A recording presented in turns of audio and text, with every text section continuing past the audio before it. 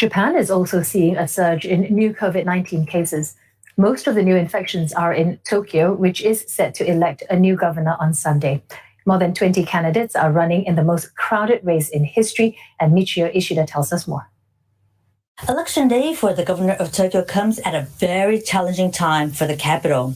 COVID-19 cases are rising. It's 124 new cases this Friday, the biggest number since the 2nd of May when Japan was in a state of emergency. The week total has exceeded 500. Before, many were the elderly. This time, the majority of those infected are in their 20s and 30s. Yuriko Koike is calling for caution, but she nor the central government are not showing any signs they would again call for a state of emergency. Analysts think she does not want to stop economic activities to hurt businesses any further. Should Tokyo host the Olympic Games next year in view of the situation? Now, there are views divided among the candidates. Ms. Koike is keen to host the Olympic and Paralympics. The incumbent governor is believed to be the top favorite among Tokyo voters, but depending on how much worse Tokyo's COVID-19 situation turns out this weekend, voters could change their mind. Michio Ishida, CNA, Tokyo.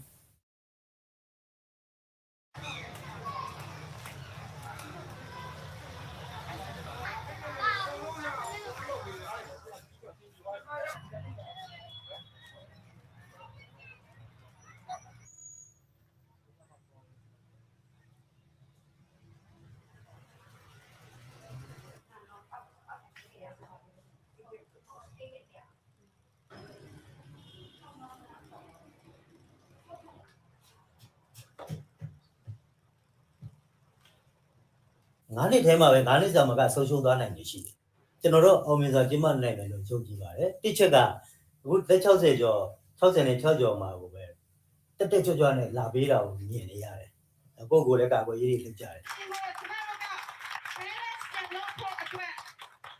ဒီကနေ့ကျမတို့ကရွေးကောက်ပွဲဝင်ရတာဖြစ်တယ်ခင်ဗျားလည်းကျွန်တော်နဲ့သူနဲ့အတူတူပဲတော့ပြင်ရဗမာရဲ့ဖြစ်ချင်ရမဟုတ်အားလုံးဒီလိုပဲတရားပြသမှုအတွက် DBNS နံပါတ်1ကအဖိလိုက်ခံများအတွက် DB ကျမကဒီကိုဗစ်နဲ့ပတ်သက်ပြီးတော့ဒီမဲတော့ပြမဲ့သူတွေပေါ့နော်သူတို့အတွက်လည်းကျမတကယ်လည်းစိုးရိမ်ပါတယ်ကျမတို့ရွေးကောက်ပွဲမဲဆွယ်ဖို့ဆိုတာတချို့ကသူတို့ရဲ့လွတ်ကိုင်နိုင်တဲ့အခွင့်အလမ်းတွေရပေါ့နော်မဲဆွယ်တိုင်းတွေ့ရပြီကျမတို့အဲ့ဒါတော်တော်ဆင်ခြင်ပါ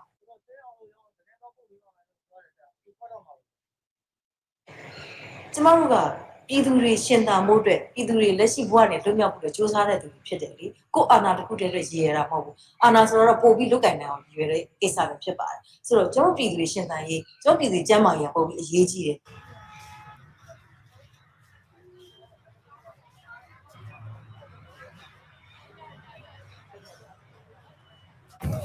ကိုဗစ်ကအလောက်ကြီးကြောက်စရာမလိုပါဘူးကျမတို့ကလွန်ခဲ့တဲ့နှစ်ပေါင်း60လောက်ကလေးကဒီစစ်ဆိုးရလက်ထက်အောက်မှာကြာရောက်ခဲ့တာဖြစ်တဲ့အတွက်ကျမတို့ကအပြောင်းလဲတစ်ခုကိုလိုချင်တယ်အဲ့ဒီအပြောင်းလဲတစ်ခုကိုရွှေ့ဖို့လို့အတွက်ကကြတော့ဟိုပြောရမယ်ဆိုလို့ရှိရင်ကိုဗစ်ကကာကွယ်လို့ရတယ်တကယ်လို့ကျမတို့နိုင်ငံသားပေါ့နော်နောက်ထပ်အပြောင်းလဲတစ်ခုမဖြစ်နိုင်ဘူးဆိုလို့ရှိရင်ကိုကာကွယ်ပြီးတော့ပေါ့နော် mask နဲ့လက်အိမ်နဲ့စနစ်တကျပေါ့ဒီယောဂပုံမကူးဆက်အောင်လို့ဒါပေမဲ့မဲပေးရတယ်ဆိုတာလည်းကိုယ့်ရဲ့ဒီသူတွေရဲ့အခွင့်အရေးဖြစ်တဲ့အတွက်နဲ့မဲကိုတော့ပေးရမှာပေါ့နော်ကိုကိုတော့ကာကွယ်ပြီးတော့ပေါ့မဲရုံတော့ရအောင်သွားရမှာ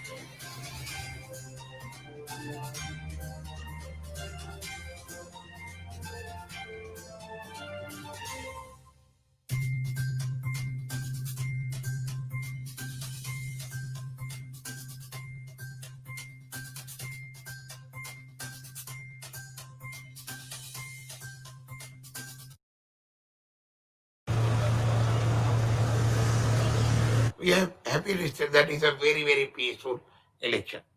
and we are very much happy. Our turnout may be little more than I think 71%.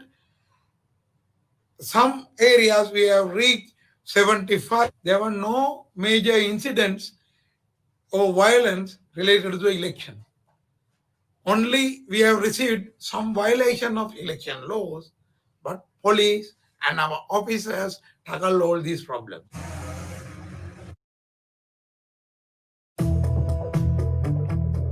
On Friday, July 10, Singaporeans hit the polls to vote in the first general election to take place in Southeast Asia since the start of the coronavirus pandemic. It's a quiet campaign season, and a short one. The entire campaign season is only 9 days, during which 192 candidates in 11 political parties will compete for 93 seats in Singapore's 18th general elections for parliament. It's a big moment for Singapore, a city-state slightly smaller than New York City that has been able to reduce the number of new COVID-19 infections. From a one-time high of 1,426 cases in a single day, it now records less than 200 daily new cases for the first weeks of July. It's also an example of how elections have been changed by the pandemic. This year's election rules bans activities that were mainstays of previous elections, like shaking hands, cheering for your chosen candidate, and campaign rallies. Instead, the rallies went online. And I will be your moderator for this show. Masks became the must-have election accessory. And the candidates themselves, many of them running for the first time, went door-to-door to meet voters at a safe social distance. We're also walking around the ground morning, afternoon, night, 3 times a day, 2-3 of us doing one whole block. Ironically, interestingly, during this time, because of COVID, a lot of people are at home. And so that gives us an opportunity to actually talk to them. They open the door. I can't tell you the number of people in bustling UT who ask us to come into their house. Yes. And we say, no, sorry, we can't. And so we've been amazingly surprised at how welcoming they are to us.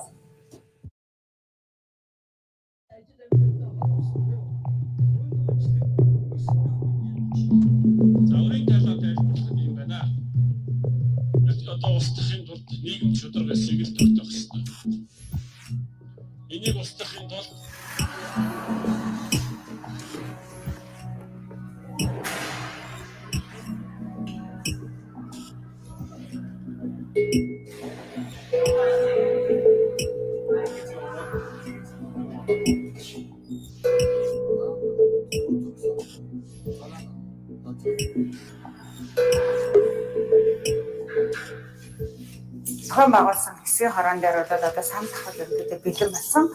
За энэ жил нөгөө ковид 19 цар тахлын нөгөө аюултай байгаа жил учраас сонгуулийн орог ерөнхийд нь хүмүүсийн халдваргүй одоо эрүүл байх халдваргүй халдвар ахгүй байхаас сэргийлэх зорилгоор эрүүл мэндийн байгууллагаас дараах зөвлөмжүүдийг өгсөн. Одоо үүний дагуу бид нэр одоо хүмүүсийг 1-1.5-2 метрийн дацаа зогсоох хэрэгтэй гэсэн одоо зааврын даваа өнөөдрийн байдлаар хэсгийн орнод бол 1.5-2 метрийн дацаа заагаар барь зогсно гэсэн тэмдэглэгээнүүдийг ерөнхийд нь хийжээд байгаа.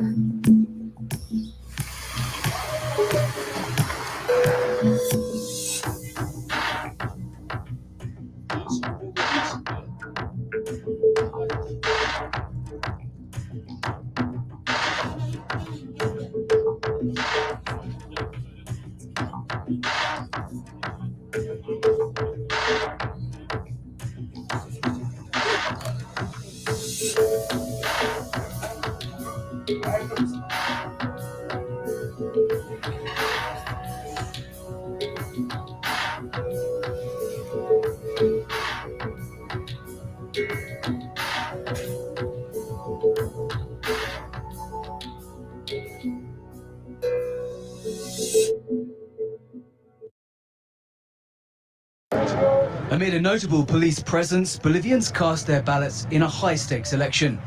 The vote is a bid to reset the country's fragile democracy after last year's ballot was voided amid allegations of fraud and an interim president took office. This election will also decide the political future of the exiled former leader, Evo Morales, who led the country for nearly 14 years. Morales, who is in Argentina, cannot run, but his former finance minister, Luis Arce, has been narrowly leading the polls as his party's candidate. Amid accusations that he's a puppet for Morales, party supporters say Arce is his own man. We believe Comrade Evo should rest while Brother Luis Arce takes the lead. Brother Evo himself has said that Arce should take charge of the next 5 years. Here in the city of El Alto, next to La Paz, Morales' Movement for Socialism, or MAS party, enjoys strong support. The people want Brother Arce. We are not satisfied with the other candidates. We want to live peacefully, without roadblocks and protest. We want a new leader for a new Bolivia. Morales called his ouster a coup, and his exit set off unrest, which caused at least 30 deaths. After a year of political turmoil made worse by the COVID-19 pandemic and an economic slump, Bolivians have voted in an election which, whatever the outcome, should give the country a political roadmap for the next 5 years. Closely trailing Arce in the polls, centrist candidate Carlos Mesa pledged a new beginning for Bolivia. This is a fundamental time in the history of the country.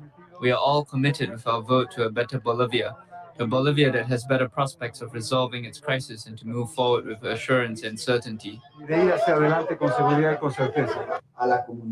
But voters may have to wait days for the election results, as the country's Supreme Electoral Court decided not to report preliminary ballot counts to avoid triggering unrest. To win in the first round, a candidate needs more than 50% of the vote, or 40% with a lead of at least 10 percentage points over the second-place candidate. Most analysts say a runoff vote is likely, and that would be held next month. Dan Collins, CGTN, La Paz. The face masks have been strapped on, hands have been sanitized, before fingers were dipped in ink. The COVID-19 outbreak has seen other African elections postponed. Burundi, however, has pressed ahead despite heavy criticism. At this polling station in the capital, long lines of voters queued up to drop their ballots in 3 colour-coded boxes: blue for their presidential choice, green for the parliamentary election, and red for the local. Hopes are high that whoever wins can turn the page on years of political crisis and economic hardships, with the World Bank estimating that 7 out of 10 Burundians live below the poverty line.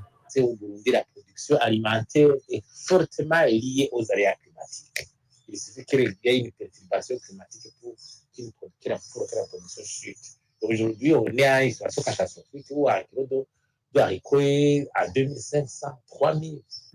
7 candidates are standing to replace President Pierre Nkurunziza, who's stepping down after 15 divisive years in office.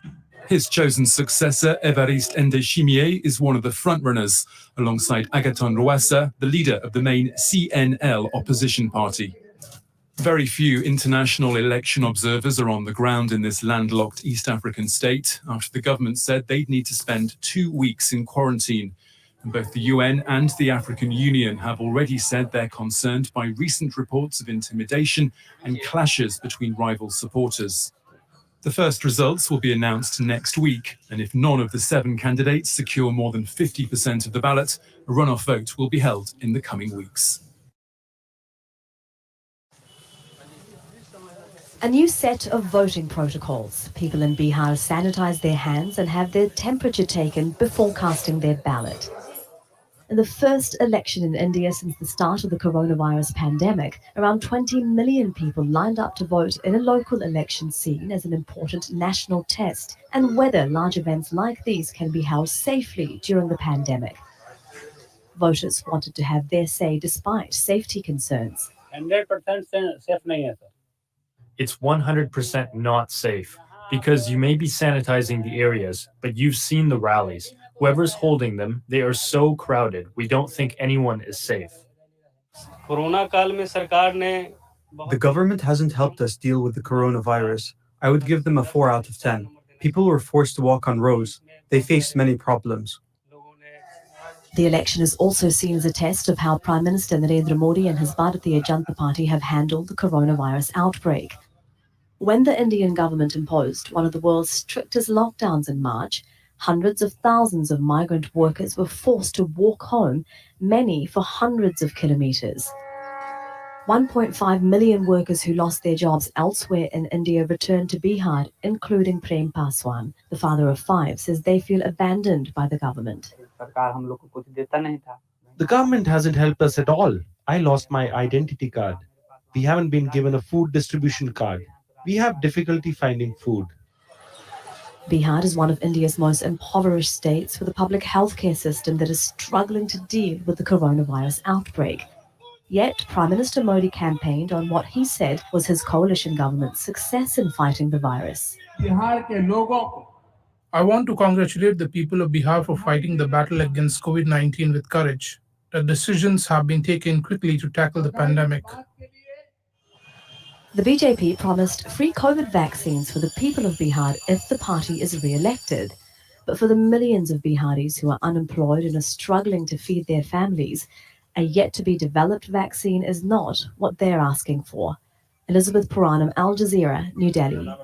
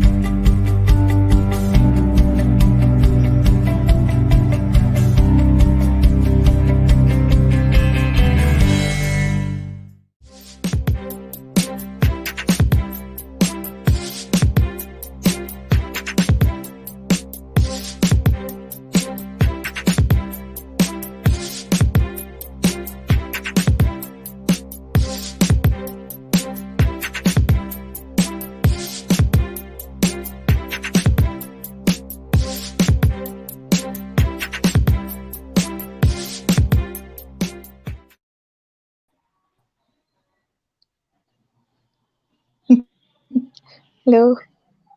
Hello, salamat sore. Bonjour. Elections during COVID-19. Apa itu mungkin? Élection pendant la pandémie est possible. Je m'appelle Hélène. Dama Salya, Ona? I think everyone is wondering right now, why are we speaking in French and in Bahasa Indonesia, boss? Hey, you haven't introduced yourself, Madam Co-host. Hello. Hi, everyone. I'm Attorney Helen Graido. I'm one of the consultants for the Legal Network for Truthful Elections. Hello, good afternoon. Hi, boss. Hello, Nama Salya Ona. I'm Ona again. I'm one of the co-hosts of this LENTE podcast entitled Sa Atin ng Eleksyon. So we're now on episode 3. Would you believe that, Helen? We're now on our episode 3 of this podcast. Yeah, so true. I mean, weeks ago we're just trying to learn like how StreamYard works, but here we are on our third episode. So actually, yeah, right now we're going to the long weekend, and so this third podcast episode is our way to pay homage to one of our Philippine heroes. I hope you all know that the holiday on Monday is for God Andres Bonifacio in light of his birth anniversary on Monday. So we commemorate his contributions through a famous line in one of his poems, Love of Country. So famous line would be the what love can be purer Can be and purer. greater than love of country. What love? No other What love. love? No other love than none. None, Yeah. none. Yeah. But Helen, COVID-19 has introduced pressing new challenges to societies and democracies all over the world. Health risks of a pandemic, like what we're having now, it requires a choice between what should be prioritized. It should be the health of the people or the voters, the health of the citizens, or that of the nation's democracy. But we've seen that other countries have conducted their elections, and the most recent one is the US elections. But how did they manage? Yeah, actually, aside from the US as early as February, we have neighbors in Asia, like South Korea, Singapore, Taiwan, Myanmar, and Sri Lanka, who have already conducted their elections, and even as far as France, Poland, and South Africa. And of course, the most tweeted elections a week ago or 2 weeks ago is that of the United States. I have a question, Miss co-host. You said as far as France. How far is France? How far is France? It's super far. It's at least half a day of a flight. But yeah, I've never been there, but I wish to go there soon. Maybe you should ask one of our guests for today. True. Our one of our guests would tell us more about like how far is France, and of course more than that, like how other countries actually conducted their elections amidst a pandemic. So just to not confuse everyone, the title of our podcast is COVID-19 and elections. Is it possible? So apa itu mungkin? Yeah. So yeah, elections what's possible. Yeah. Yes. For the benefit of our viewers, so what I said, elections during COVID-19, apa itu mungkin? Is it possible in Indonesian? How about you, Helen? Yes, and élection pendant la pandémie est possible in French. Oh my God, Lente lawyers are so talented. Yes, multilingual, right? Multi-talented, diba? Alright. So before we set off and learn more from our guest speakers, we'll introduce you first to who we are, the Legal Network for Truthful Elections. And again, we welcome you to our third episode. So as you can see, it's called the Satin ang Eleksyon podcast. Why Satin? It actually stands for safe, accountable, transparent, and inclusive elections that inspires national public confidence. So that's what we aspire for. So what's satin in French? I haven't researched that. Later we will ask our guest speakers for that.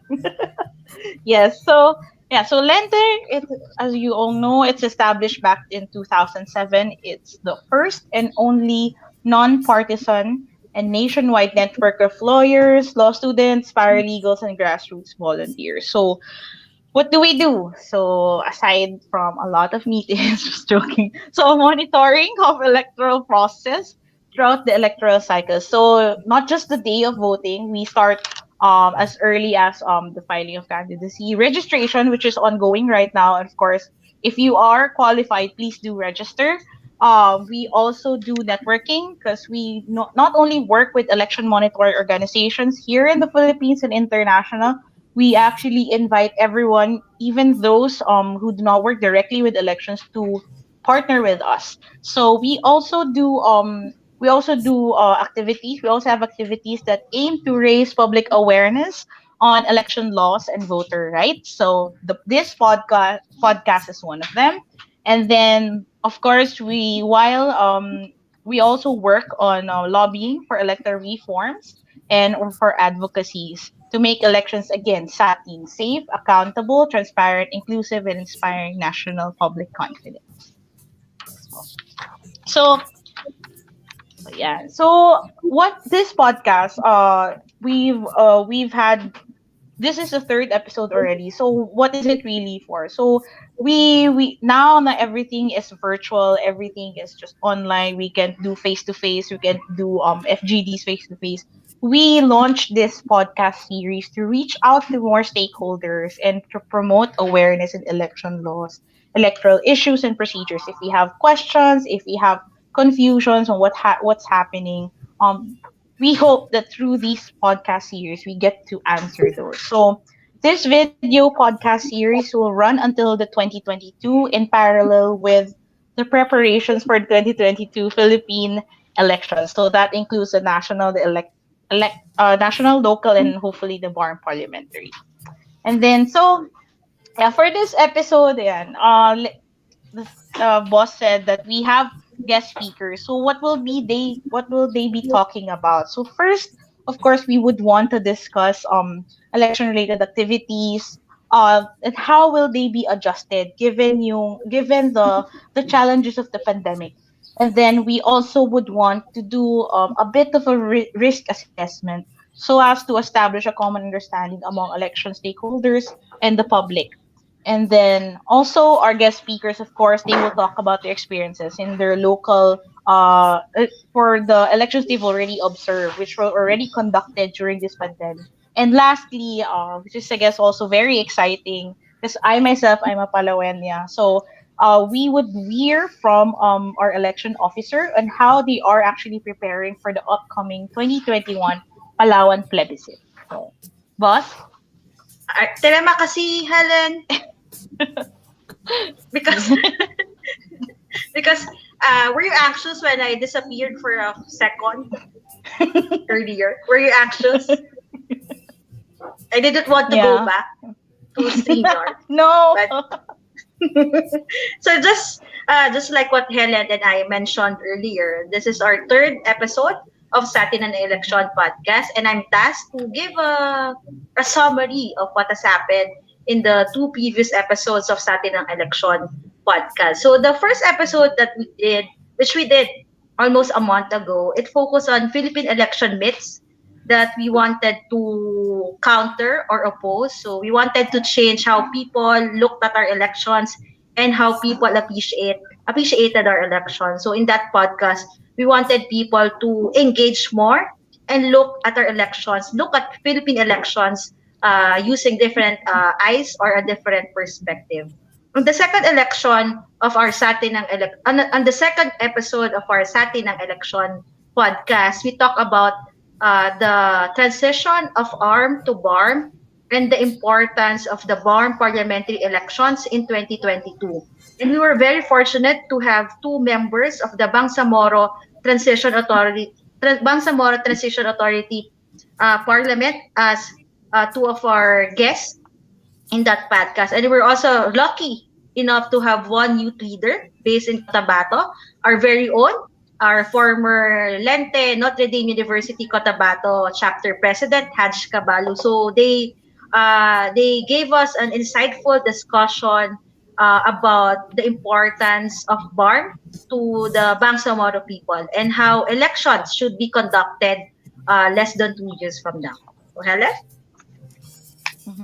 Okay, so I guess for everyone who's watching right now, so please do send in your insights and questions through our comment section. We're now live in our Facebook page and Lente Philippines page, and we're also live in YouTube. So if you have any questions, please do type them down below or maybe on the side if you're using a desktop, just so we can take it up later. So boss, I guess we can proceed to introducing our guest speakers, and we're very grateful that they're here with us. But I want to say that in Indonesian, what you just said, for them to send in their questions or comments. You know, I'm a very efficient person. efficiency. Yeah. Kirimkan pertanyaan Anda. Kirimkan pertanyaan Anda. So it means in Indonesian, just to send in your comments or your suggestions via the chat box down below or at the side if you're using a laptop or a cell phone.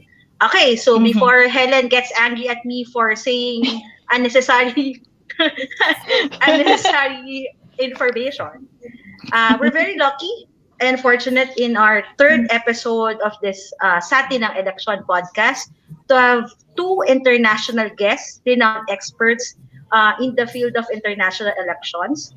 Our first resource person is Amael Vier, the Senior Program Officer of ANFREL, the Asian Network for Free Elections, for capacity building and international election observation. And a more personal note, I was with Amael last year, BC. Hela, do you know what BC means? What? Before COVID-19. Yes. So I was with Amael BC before COVID last year, 2019, when Sri Lanka had its presidential elections. And Amael, with ANFREL, he was able to observe still, despite the pandemic, the elections which happened in Myanmar and Sri Lanka. So it will be really helpful for us here in the Philippines to hear his thoughts, his observations on how these two countries were able to conduct the elections despite the ongoing pandemic. Our next resource person, our next international guest is Titi Anggraini. She's the former executive director of PERLUDEM. She was PERLUDEM's executive director for 10 years, and now she's retired. She recently retired as ANFREL's as PERLUDEM's executive director, but she's still part of the advisory board member of the same organization. And Titi holds her Master of Law from the Faculty of Law, University of Indonesia, major in Constitutional Law, back in 2005. And again, on a more personal note, I've known Titi for 10 years already, and I first met her in Myanmar, in Yangon, when Yangon was starting to transition to a democratic country. So it was probably 8 or 7 years ago.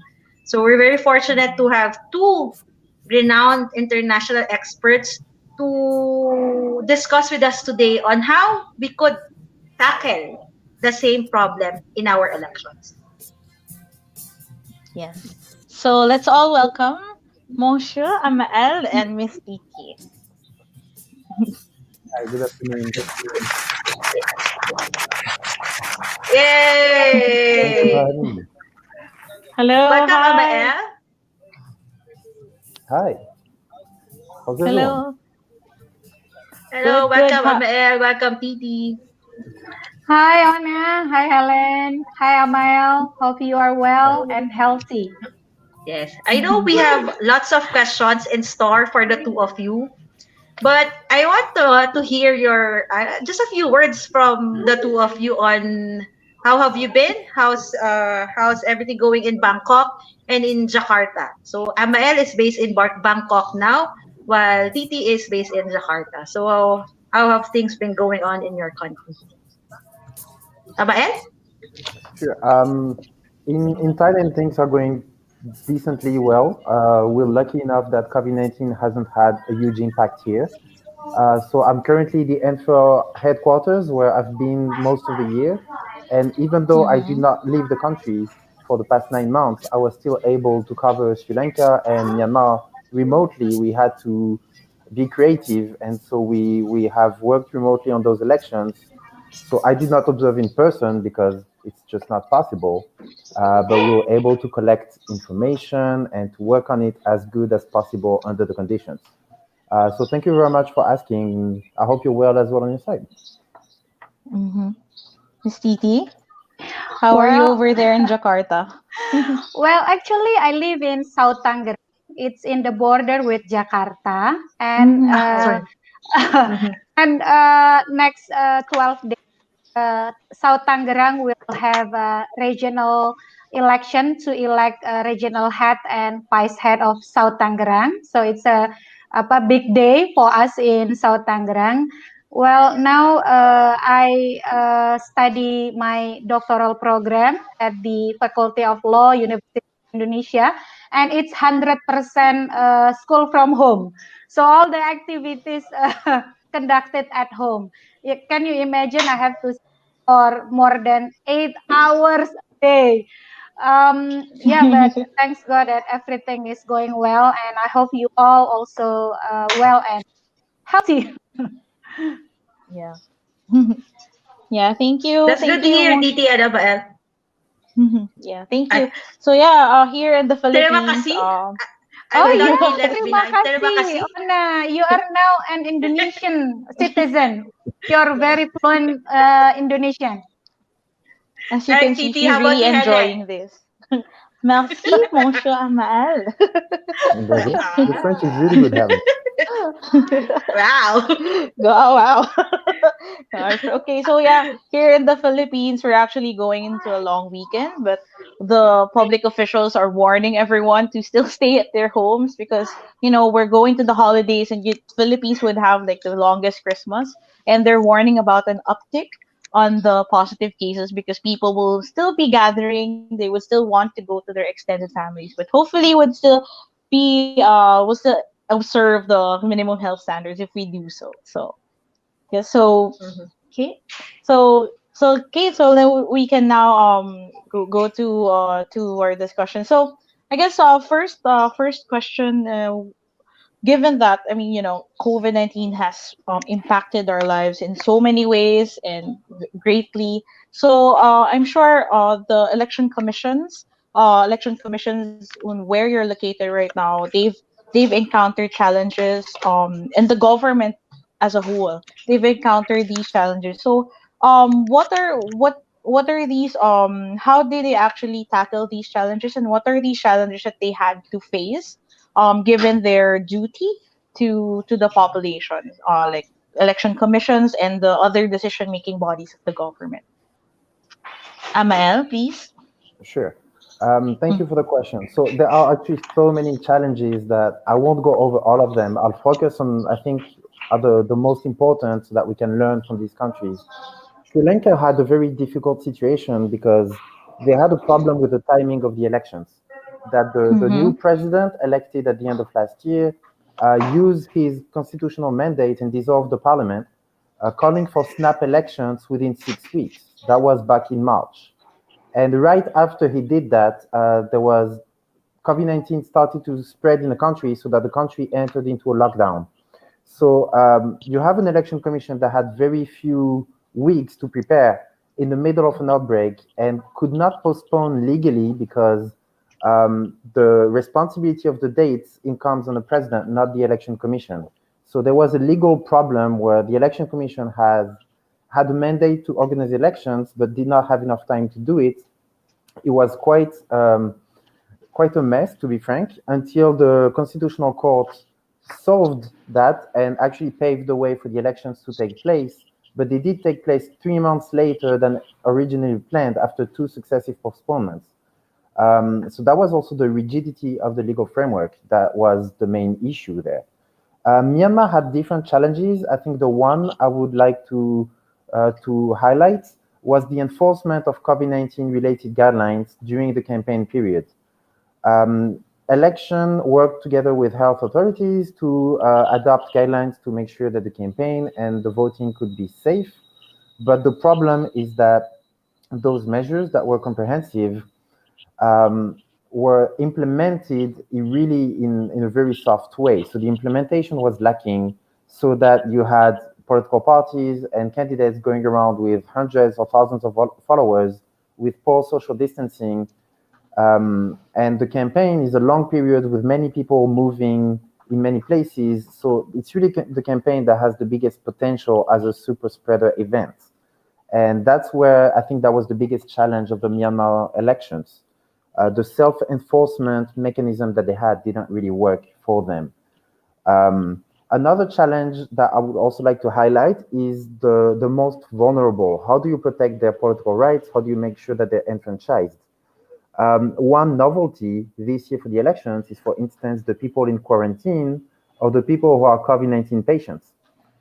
You have to deal with them specifically because you cannot identify those people ahead of time. This changes really quickly. And at the same time, you need to make sure that they can vote. So that was very challenging.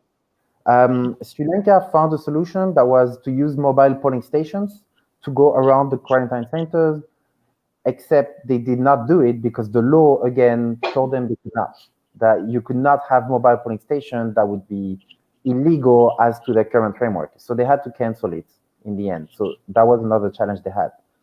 Myanmar did allow quarantinees and patients to vote. However, the procedures that we observed were problematic because the voters would not cast the ballots themselves. They would tell the polling staff who they want to vote for, and then polling staff would mark the ballot for them. So obviously you can see that there was an issue there in the process. They found a safe way for them to vote, but it was not a secret way. So they could not reconcile the two.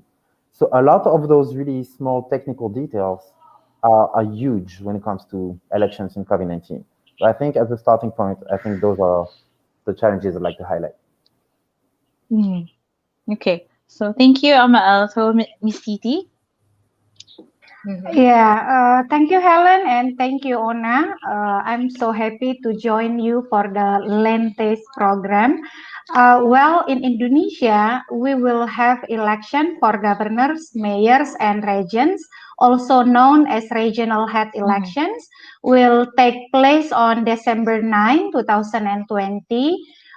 Voting will be at more than 298,000 polling stations across 309 regencies in 32 provinces.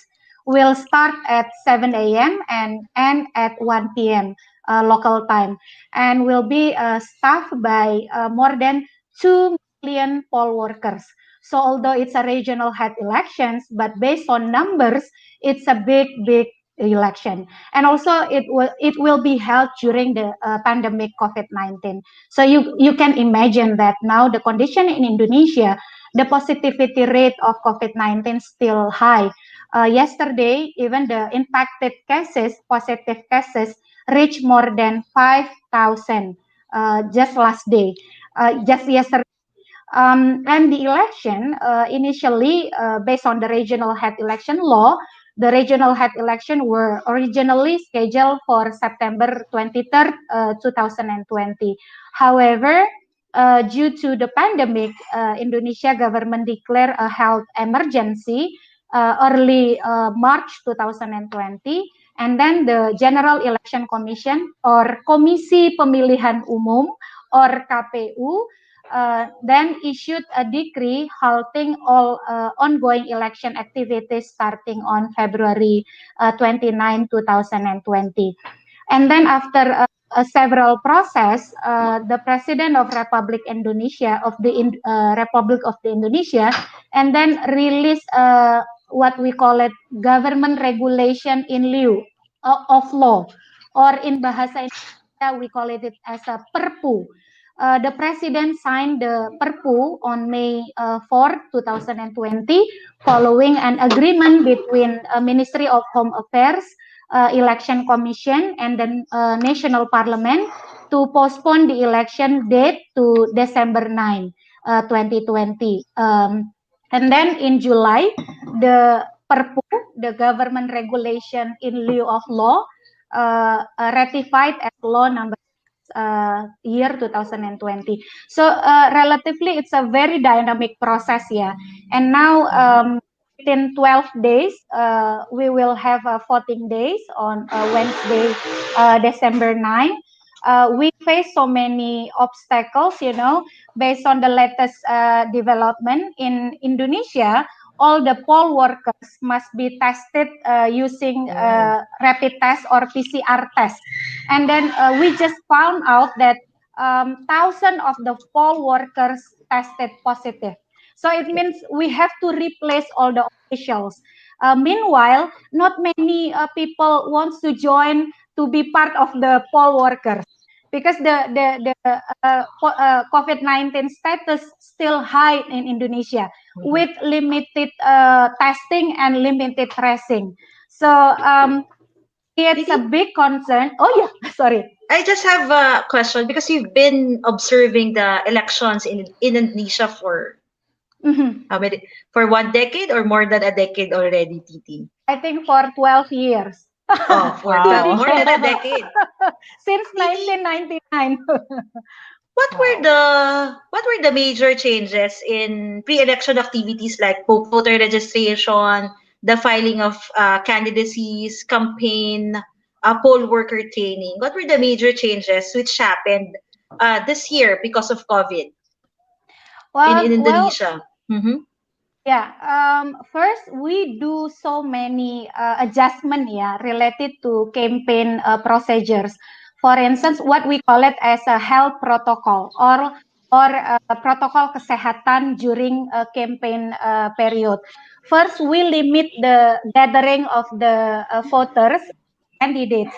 The limitation for the participant is no more maximum 50 participant, 50 participant per each meeting, and then with wearing masks, and then physical distancing, and then washing hands, so hand sanitizer. So it's mandatory standard during the campaign process. And then no rallies, no music concert, no big meetings, only meetings with maximum 50 participants. And then for the candidates, for example, before the candidacy, before the registration process, they must be tested with PCR test. So based on the PCR test, we did the candidacy registration process in May 4 until 6 September. There were more than 60 candidates, 60 candidates tested positive COVID-19. Wow. So that's for the registration process. The PCR test is mandatory requirement. And then for the campaign, maximum participant 50 participant, 50, with the health protocol procedures. And then for the voting days, we limit the voters per each polling station, maximum 500 voters per each polling station. And then with health protocol, and then we regulate the the time for the voters to come to polling station.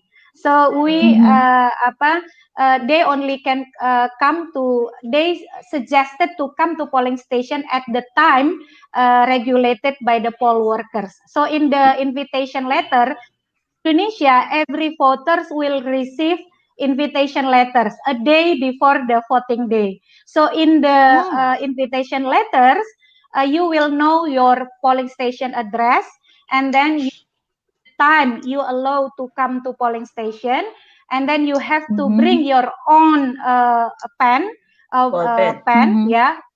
ballpoint, and then you must wearing mask, and then what else, and also your ID, because in Indonesia we have national ID. Only voters with national ID can cast their votes. So there's something adjustment we did in Indonesia, and also we have polling station in hospital. We have home voting for voters with quarantine process, and also we have a previously we have like a ink with drop ink, and then now we have a dip. So we change some of the logistic equipments in our polling station. So many adjustments. But unfortunately, the adjustment only based on the KPU regulation. Even the government and parliament, they didn't change the law. We still use the old law for the normal situation. And all the modification, the special voting arrangement, only refer to KPU or Election Commission regulation. So although we have the special provision, special voting arrangement and modification, but that's also limited because only conducted based on the Election Commission regulation. Okay. Titi, Actually, sige po. Titi, Amael mentioned that one of the problems in Myanmar, for example, is the rigidity in the election law on how inflexible it is. And we're hearing from you that the KPU, the election commission in charge of the conduct of the elections, they have power to make all of these new regulations despite no changes in your election laws. How are they able to do that? Well, in Indonesia, it's relatively unique because after the law, directly the implement regulation is KPU regulation or election commission regulation. So we relatively have a strong KPU related to regulation authority. So all the special voting arrangement and also modification regulated by KPU, including now KPU or Election Commission of the Republic of Indonesia regulates that the campaign ads only can be aired by the candidate on social media within 14 days before the silent period.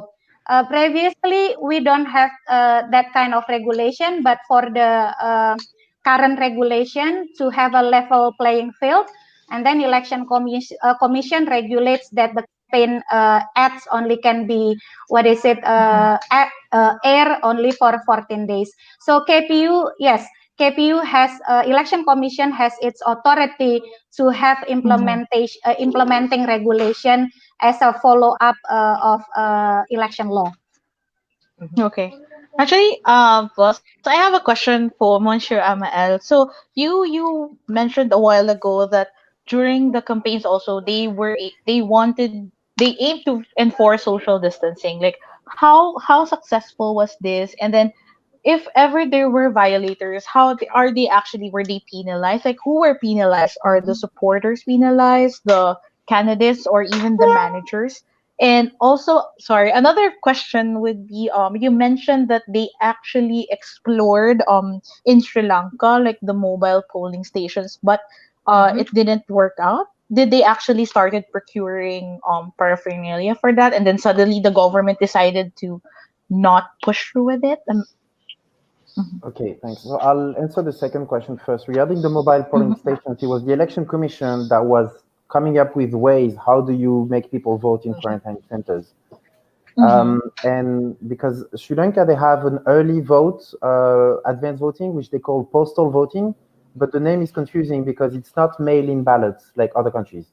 So it's regular advanced voting for poll station workers that can go vote early in polling stations. What they did this year is that they extended that to medical professionals.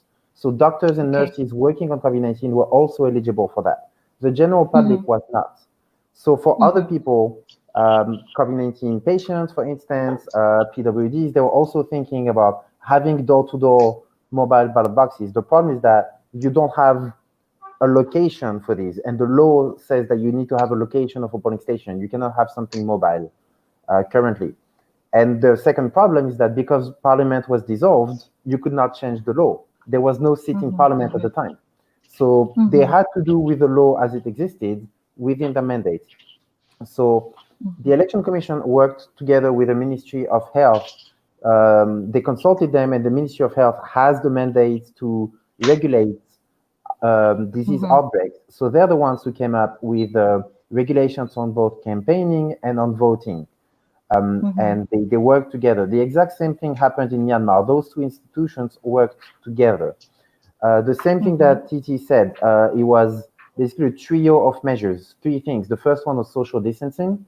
The second one was hand washing regularly.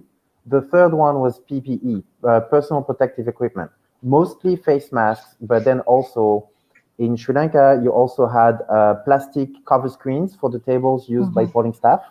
And in Myanmar, they also use face shields and gloves as well.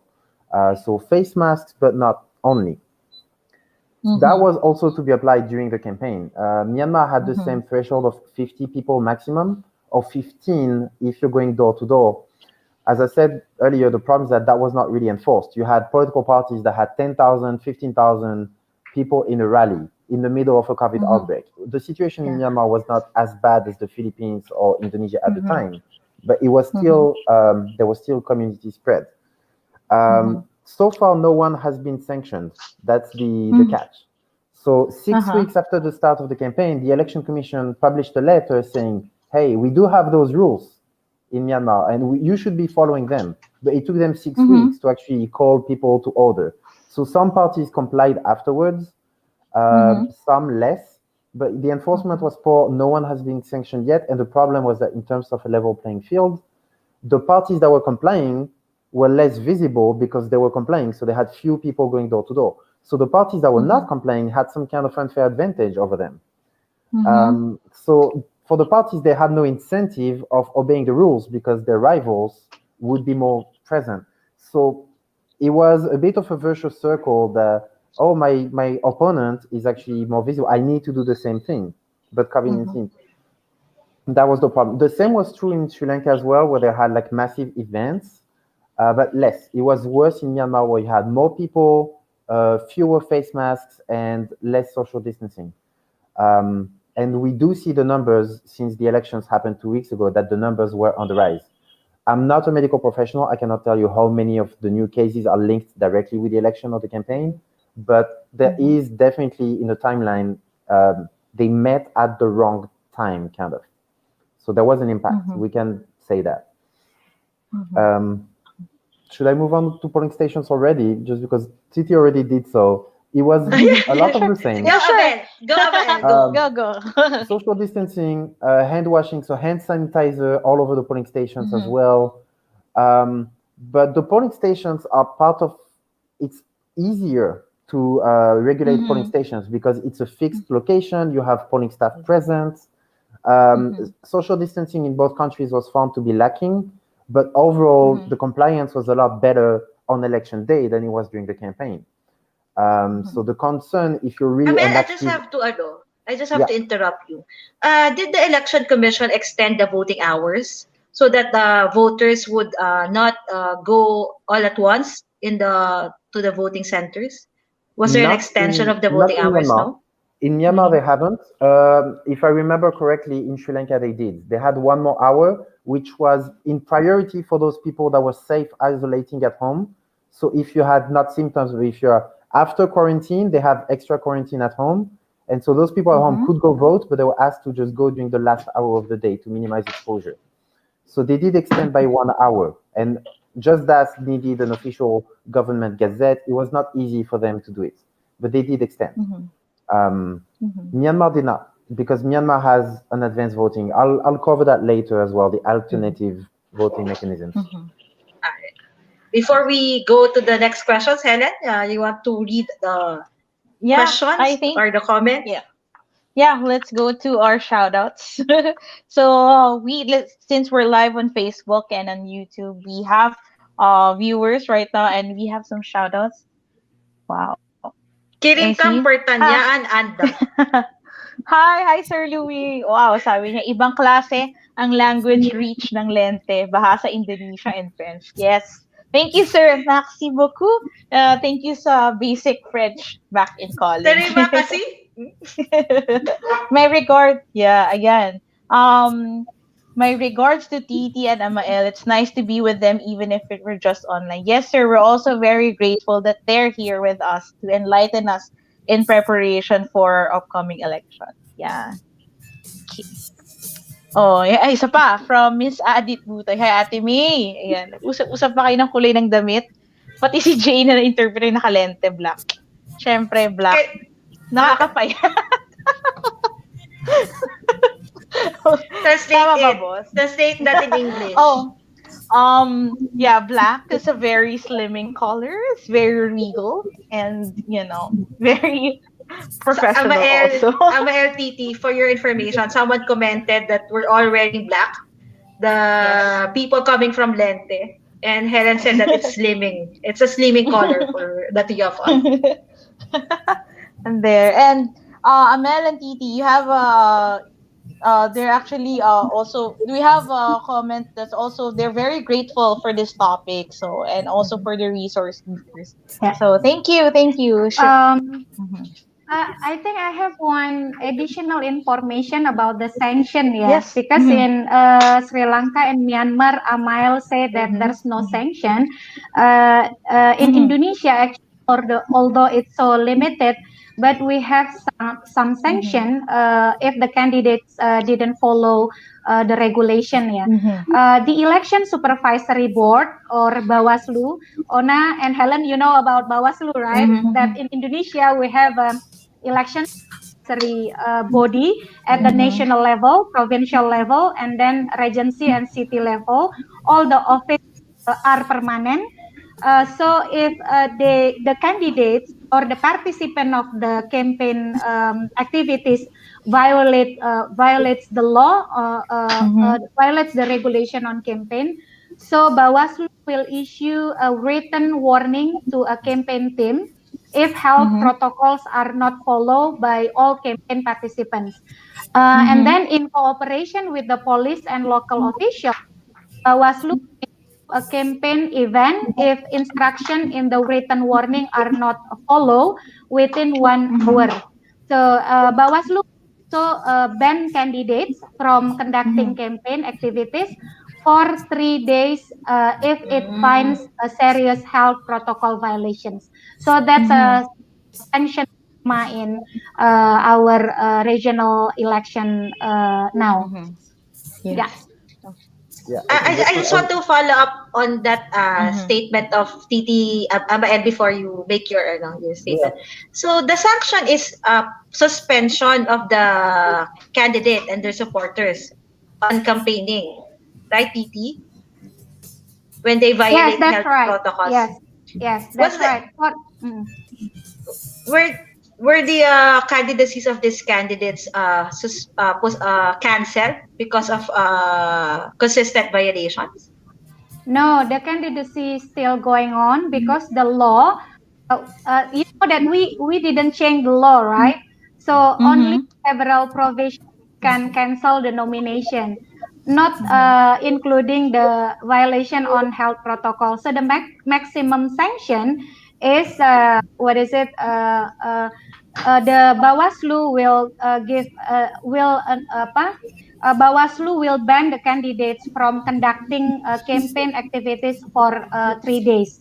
So if they keep continue violating the law, and then Bawaslu add more sanction, 3 days plus 3 days plus 3 days. So yeah, only that can be imposed for the campaign violations. Okay. Thank you, Titi. Amael, you were saying before I interrupted you? There was also some enforcement in Sri Lanka. It was mostly Myanmar that I was targeting and saying like the enforcement was poor. That was mostly Myanmar.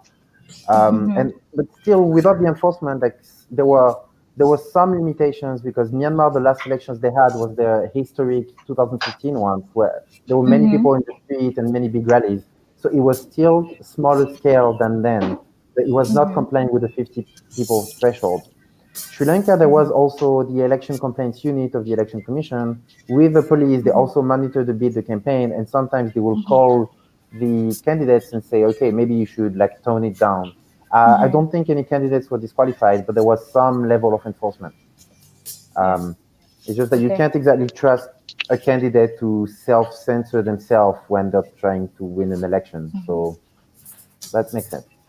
Yeah, boss, I think I have a follow-up question for Tita and Amel because you mentioned Titi that one of the sanctions is stop campaign activities, but the because we're as we see the social media has is very much utilized right now. So when they say that they would stop their campaign activities, would that reach through their social media activities or campaigns also? And also, on a more general note, like how did social media actually affected or improved the manner of campaigning of the politicians, of the candidates in your respective localities?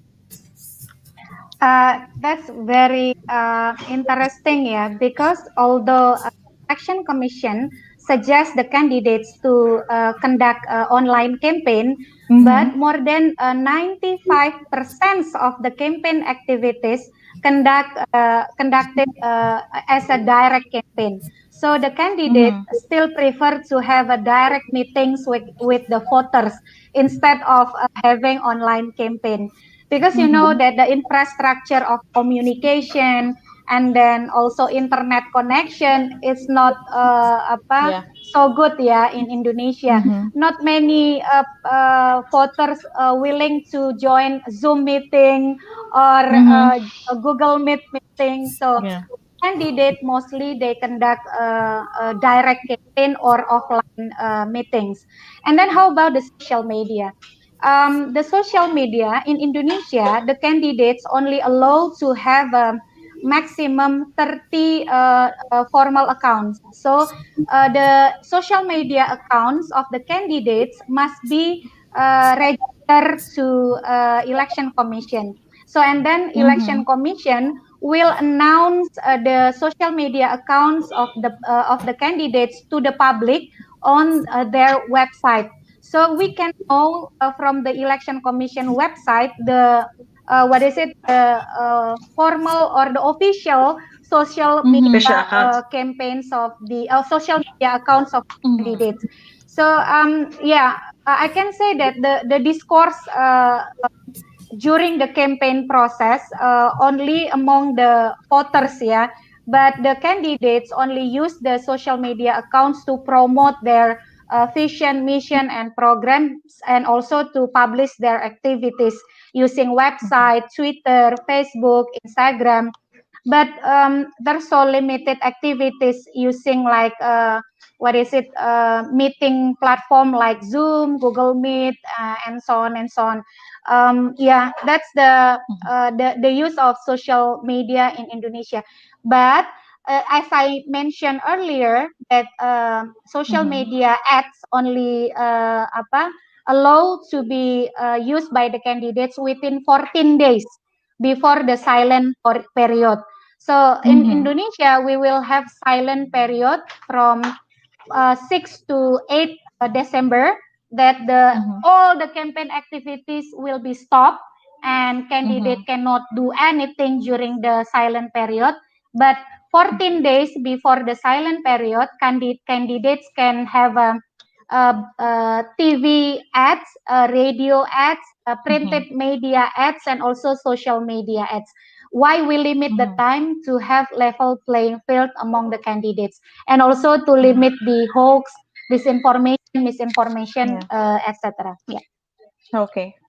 Amael? Yeah, a lot of what Titi just said is also true for social media campaigning in both Sri Lanka and Myanmar, which actually have a lot of similarities in that regard.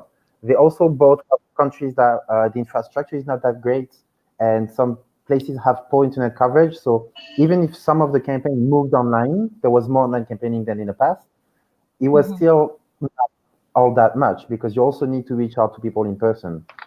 And the online campaign environment was more or less the Wild West in both countries, that whatever regulations were in person, those regulations are almost entirely absent from Facebook and also other social networks. So you would have quite a lot of hate speech, of ethnic incitation between ethnic communities. You have spending on ads, including during the silent period. In both countries, you even have sponsored Facebook advertisements on election day from political parties that no one really enforced the rules on that.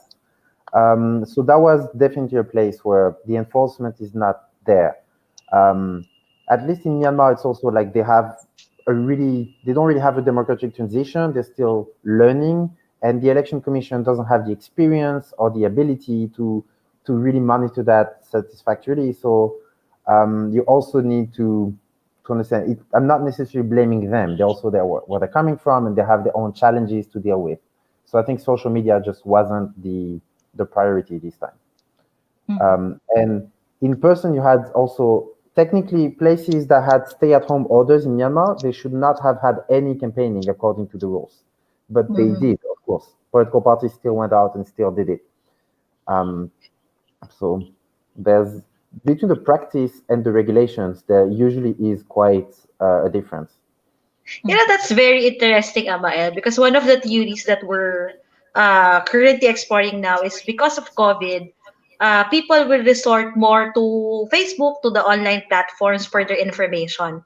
But what happened in Sri Lanka and Myanmar because of the lack of infrastructure and the internet connection, people still resorted to the traditional modes of campaigning. Did I get that right, Amael? Yeah. If you would like to have another example of a campaign that was almost entirely online, that would have to be Singapore, probably. Singapore, we know it is a wealthy, really high-tech country. Yes. It's probably the best place in the world to do Facebook campaigning, and that's what they did, largely. It doesn't work for Myanmar or Sri Lanka. It's not possible. In South the Korea Philippines, too, we're I not. think. Yeah, but in the Philippines, we're not Singapore and, South Korea. Okay. Helen, if I know you have questions, but I have a follow-up to Titi. Is it okay if I? Because I'm really interested when Titi mentioned that the silent period was also observed in the online platforms, especially campaigning. And Amel just mentioned that it's wild, wild west for Sri Lanka and Myanmar as to the regulation of the Election Commission. I'm really interested to hear what the Election Commission did in Indonesia to monitor campaigning in the online world during the silent period. Thank you, Ona. In Indonesia, luckily now we have ads transparency feature from Facebook to monitor the ads on Facebook. So now, right now, civil society is doing monitoring on the campaign ads on Facebook, and then we try to check to cross-check the ads cost among the candidates, does it fit with the regulation or not? And also for the regarding your question for the silent period, for your information that there are memorandum of action. We call it MOA, Memorandum of Action between Election Commission and then Bawaslu or Election Supervisory Body, and then Ministry of Communication and Information, and also the last one is Broadcasting Commission. Because in Indonesia we have a Broadcasting Commission, we have Press Council, we have Election Commission, Ombudsman, but the MOA only between Press Council, Broadcasting Commission, Election Commission, Bawaslu, Election Supervisory Body, and Ministry of Communication and Information. But the unique of this MOA, it's also, although not signed by the platform, but platform must come to the signing process, MOU process, as like a willingness to follow all the provision in the MOA.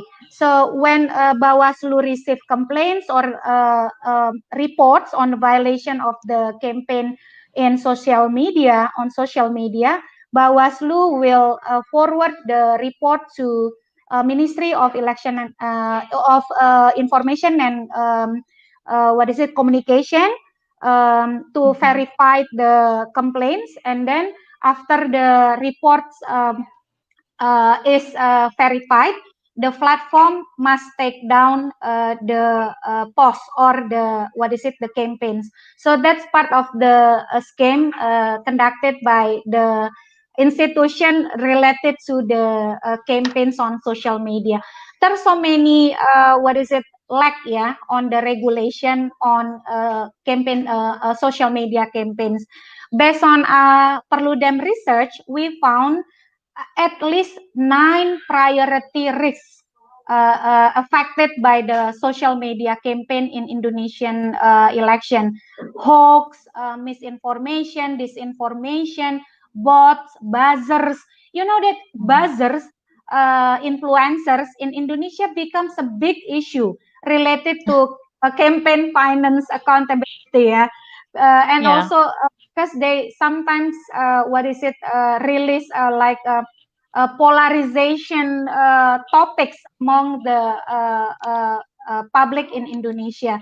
So the nine risks, not all of the nine risks can be handled by the existing regulation. So that's why Perludem and NGO coalition promoted code of conduct on social media, and then we offer it candidates to election organizers to platform. The response from the platform only I think only good from Facebook, and then we have a good response from election organizers, but no candidates accept the proposal. So that's the problem here, because it's a code of conduct with voluntary provision. So not all the candidates accept our proposal to adopt the code of conduct on social media offered by civil society. Okay.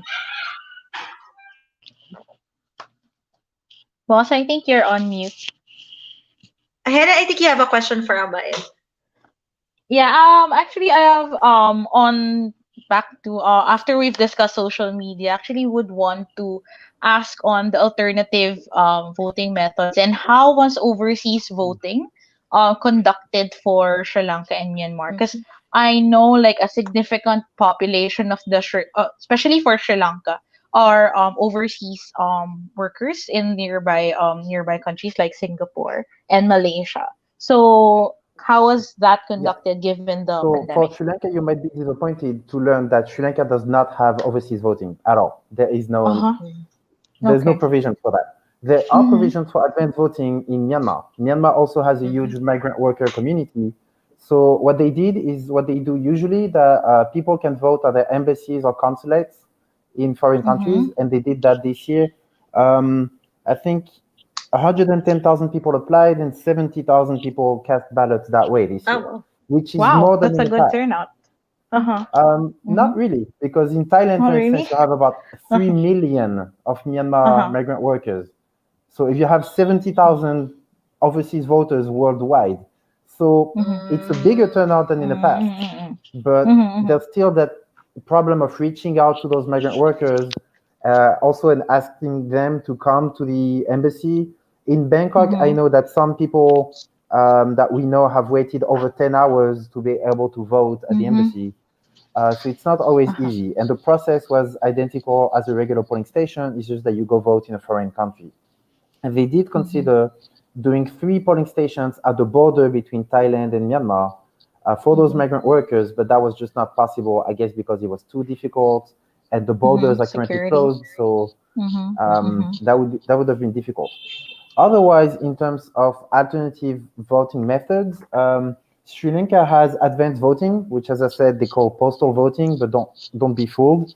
700,000 people used it this year.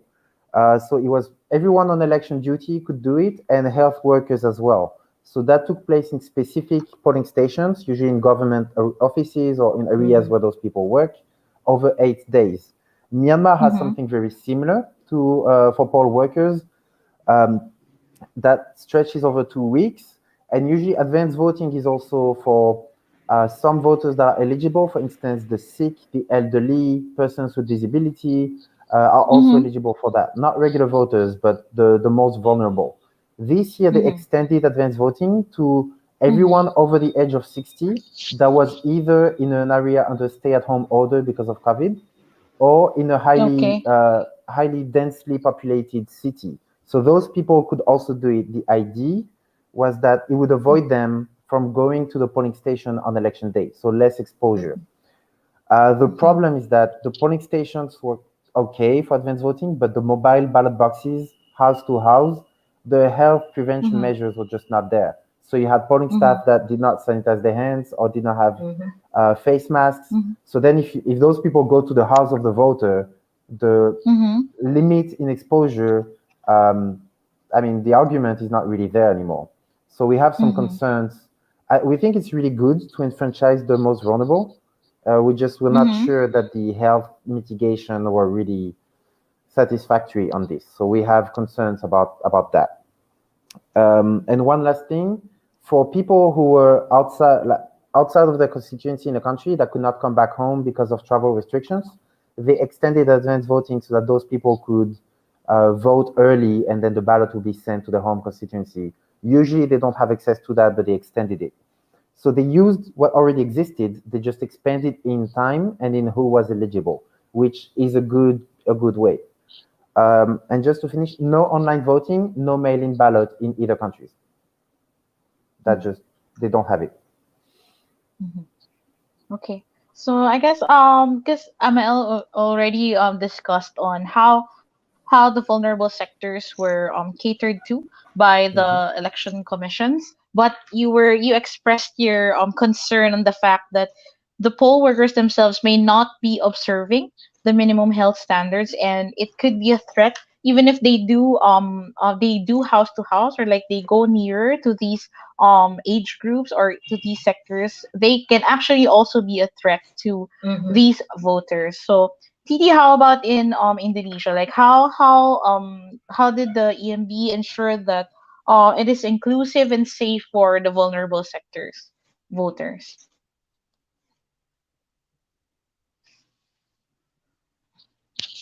Yeah, sorry. Well, actually, as I mentioned earlier, in Indonesia, we don't have advanced voting. We don't have online voting. Uh, all the votes must be cast during the voting day at the polling station. So, with more than 100 million voters, can you imagine that so many crowd will be created because of the local elections, although it's a local election, but the nuance, the situation, it most likely like a national election, because only two provinces in Indonesia, from total 34 provinces, only two that has no election, Jakarta as central of Indonesia, and Aceh. So other 32 provinces, they will have local election. How about the disability voters, people with disability? Well, they have priority to cast their votes, and then the election commission provide a template for them, and then they can ask their relative or the poll workers to help them to cast their votes. And also for the self-quarantine patient or voters, the poll workers will come to their house, bring the ballot paper to be casted by the voters. And also the election commission will have a special polling station at the hospitals, but more than that, we don't have like special arrangement for vulnerability groups on the voting day. Wow. Yeah, I think Helen, yeah, but yes, boss. I just have a follow-up question. If you're familiar, Amael or Titi, because right now in the Philippines, we're at the voter registration stage of the electoral cycle. And aside from the usual health protocols of wearing masks, of bringing your own ball pen, of having online appointments, of having PPEs for the poll workers or the election frontliners, the election commission staff, were there any other protocols or resolutions issued out by the election commission to ensure the safety of election stakeholders during the registration stage of the electoral cycle? Are you familiar, or did this happen in your respective countries? Registration, not so much, because in Sri Lanka, they do registration updates once a year, and they use the register afterwards. So the registration was already done. So they had an electoral register that they just could use. Myanmar did that, and then in August and October, they have public display of the voter lists. They have two sessions for about 10 days each, so that people can check their names and request corrections if they need. The first one was in August at the time that there was not really an outbreak, so that was fine. But the second display happened in October, and at that time there were many places that were under a stay-at-home order. So that was a bit of a problem. It's also, I should mention that the law requires only one display. The second one is because the Election Commission actually took the initiative to do it to correct more mistakes. So it's still good they do it. The problem is that they did it in many places, people could not do it in person. So what was done, there was a website where they could check their voter list information online during those 10 days. That was good, but that was not heavily publicized, so it was maybe too little, too late. And the other problem was that if you found on the website a mistake, you still had to go in person, ask a correction at the election office, because by law, you have to request the correction in person. So it's good you can check the list online, but if you see a mistake, online Yes, they doesn't have work. to go. So you have to go personally to the office of the Election Commission. Exactly. So yeah, there was voter registration was affected a bit, but most of it was ahead, so it was not the biggest part. You also need to remember that in both Sri Lanka and Myanmar, the outbreak of COVID-19 really took off between the announcement of the election date and the election day itself. They were not having widespread community transmission at the time that they called the election. It's something that happened in the meantime. Yeah. Thank you, Amael. How about you, Titi? Do you want to answer? In Indonesia, we have an online portal to check our voter registration status. The name is SIDALI, or voter registration system information system. I think it's the biggest online voter registration database in the world, because it collects more than 100 million voters data online and centralized managed by Election Commission. So you can check your status, and then if you found out that your name is not on the list, you still need to come to the the near office of the election office. So you still have to have a direct interaction. But in June, the voter registration process in Indonesia conducted it's a door-to-door process.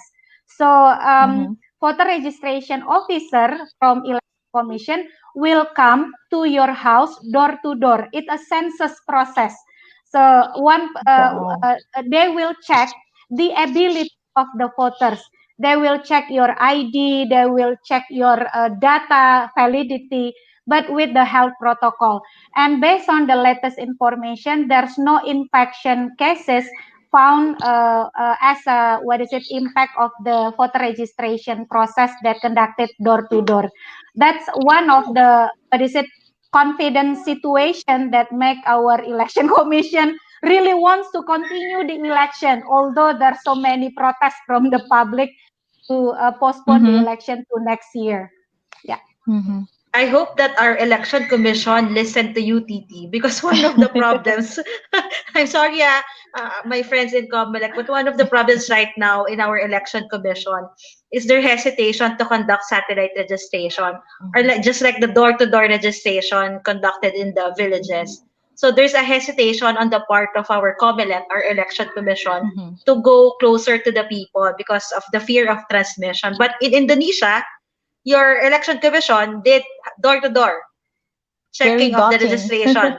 Yes, that's a door-to-door voter registration. It's a census voter registration, but the infection cases, not because of the voter registration process conducted by the election commission officers, but infected the case as a result from the campaign activities conducted by the candidates. So it's so hard to regulate and ask the candidates to follow the health protocol. But for the election organizers, it's easier for them to discipline with the health protocols, and no infection cases because of the voter registration process. Okay. Helen will kill me because we have a limited time for this podcast. And I just realized that we should have done this podcast 2-part series because we could talk about a lot of things under the sun. Mood. Yeah. But Looking before we go forward to to the that. the second episode. Yeah, before we go to the next questions, we actually would want again to say hi to everyone watching us on Facebook and on YouTube. So hello everyone. Oh hi. Oh, that's my brother. Hi Kuya.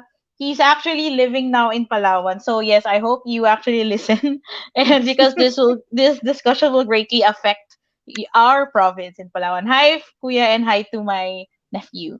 So again from Mr. Chan Watawala, congratulations That's Lente Chandani. Indonesia. That's the boss of Amael, Chandani Yes. Watawala. Yeah, Miss Chandani. So, congratulations, Lente. Indonesia local elections in the pipeline next month.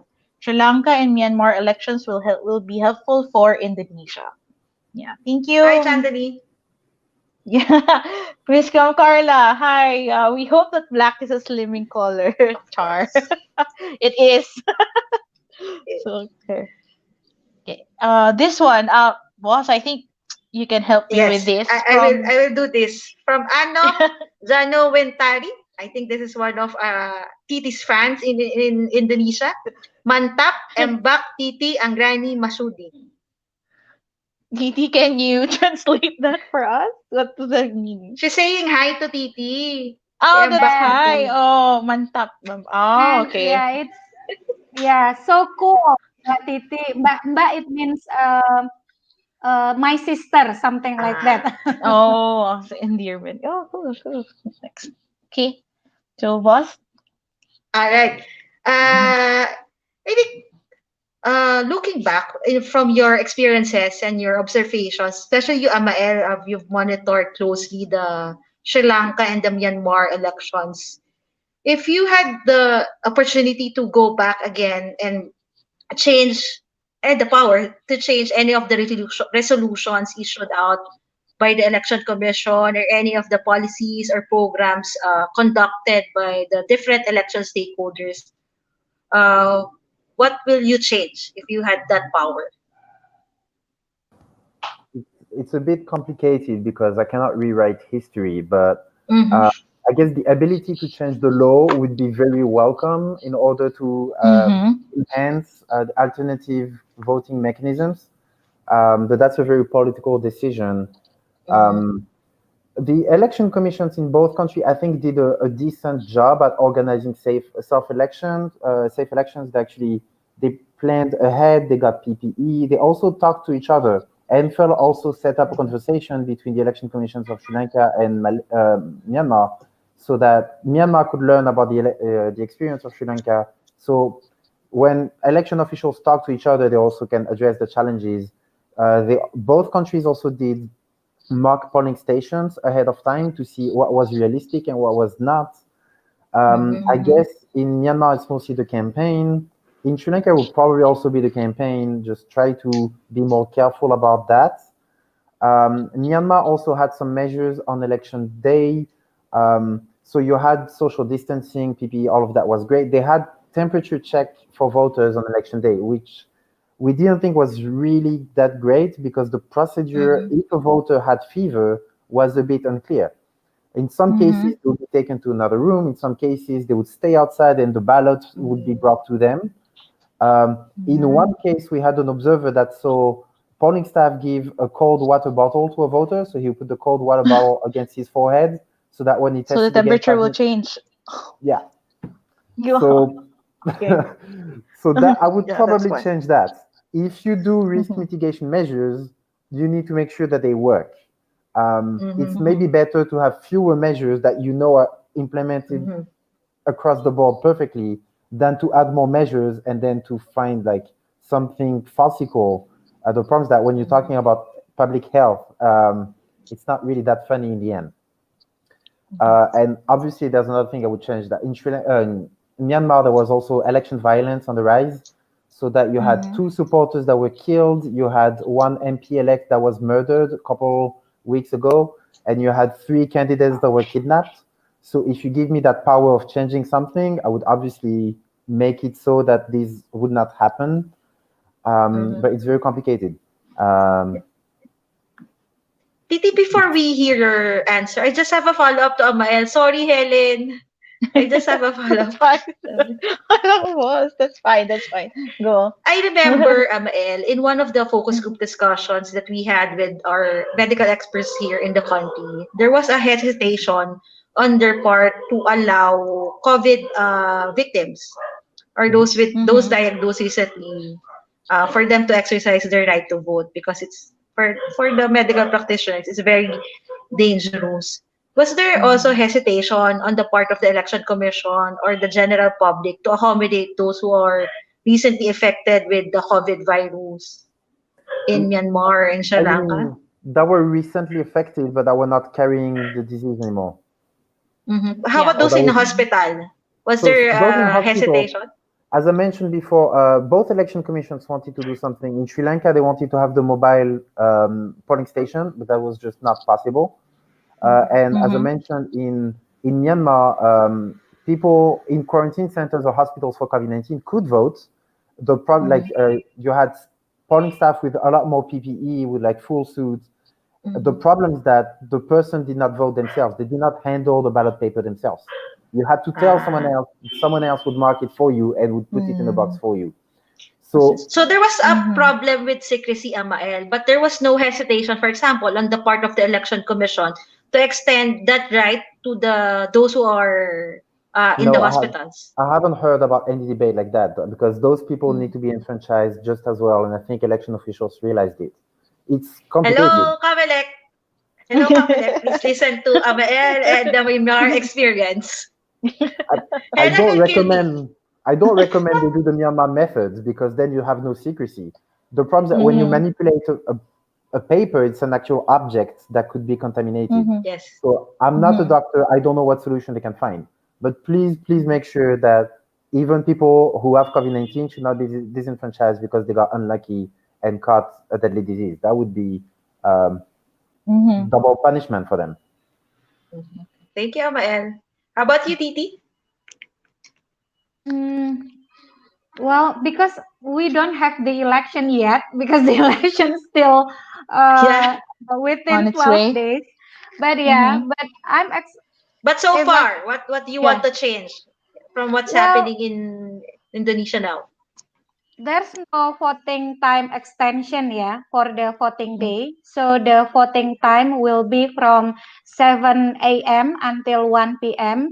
So with 500 voters, with the manual voting, no advance voting, with all the health protocol regulations, that you have to wearing glove, plastic glove, and then temperature check.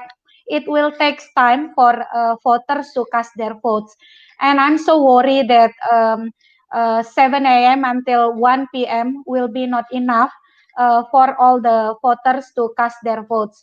Although the voter turnout for the regional election is usually below the voter turnout of the national election, legislative and presidential election. In last 2019 election, presidential and legislative election, the voter turnout was 81%.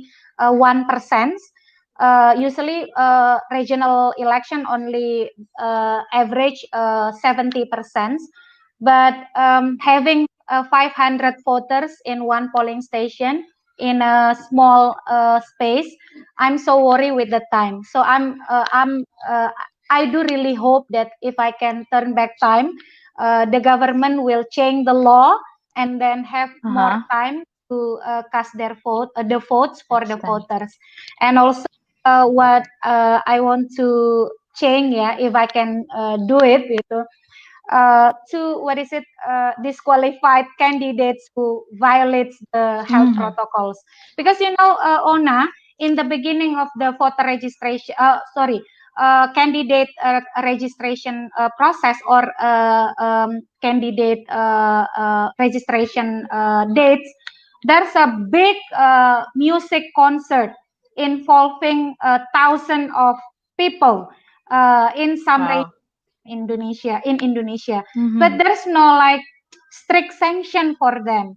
Although then there's although after that it creates like a national concern with the headlines on media concerning about the violation on health protocols.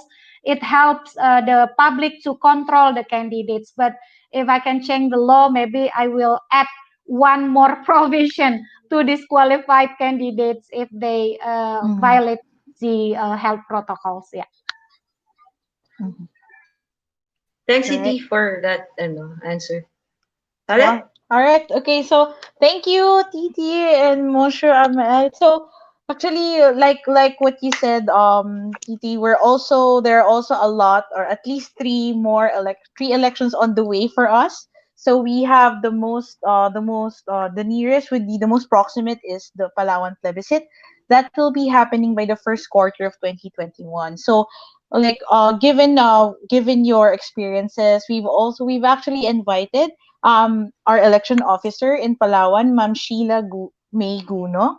So Ma'am Sheila May Guno is currently the election officer two of the OEO of Araceli, Palawan. She finished her master's degree in public administration at the Holy Trinity University last 2014.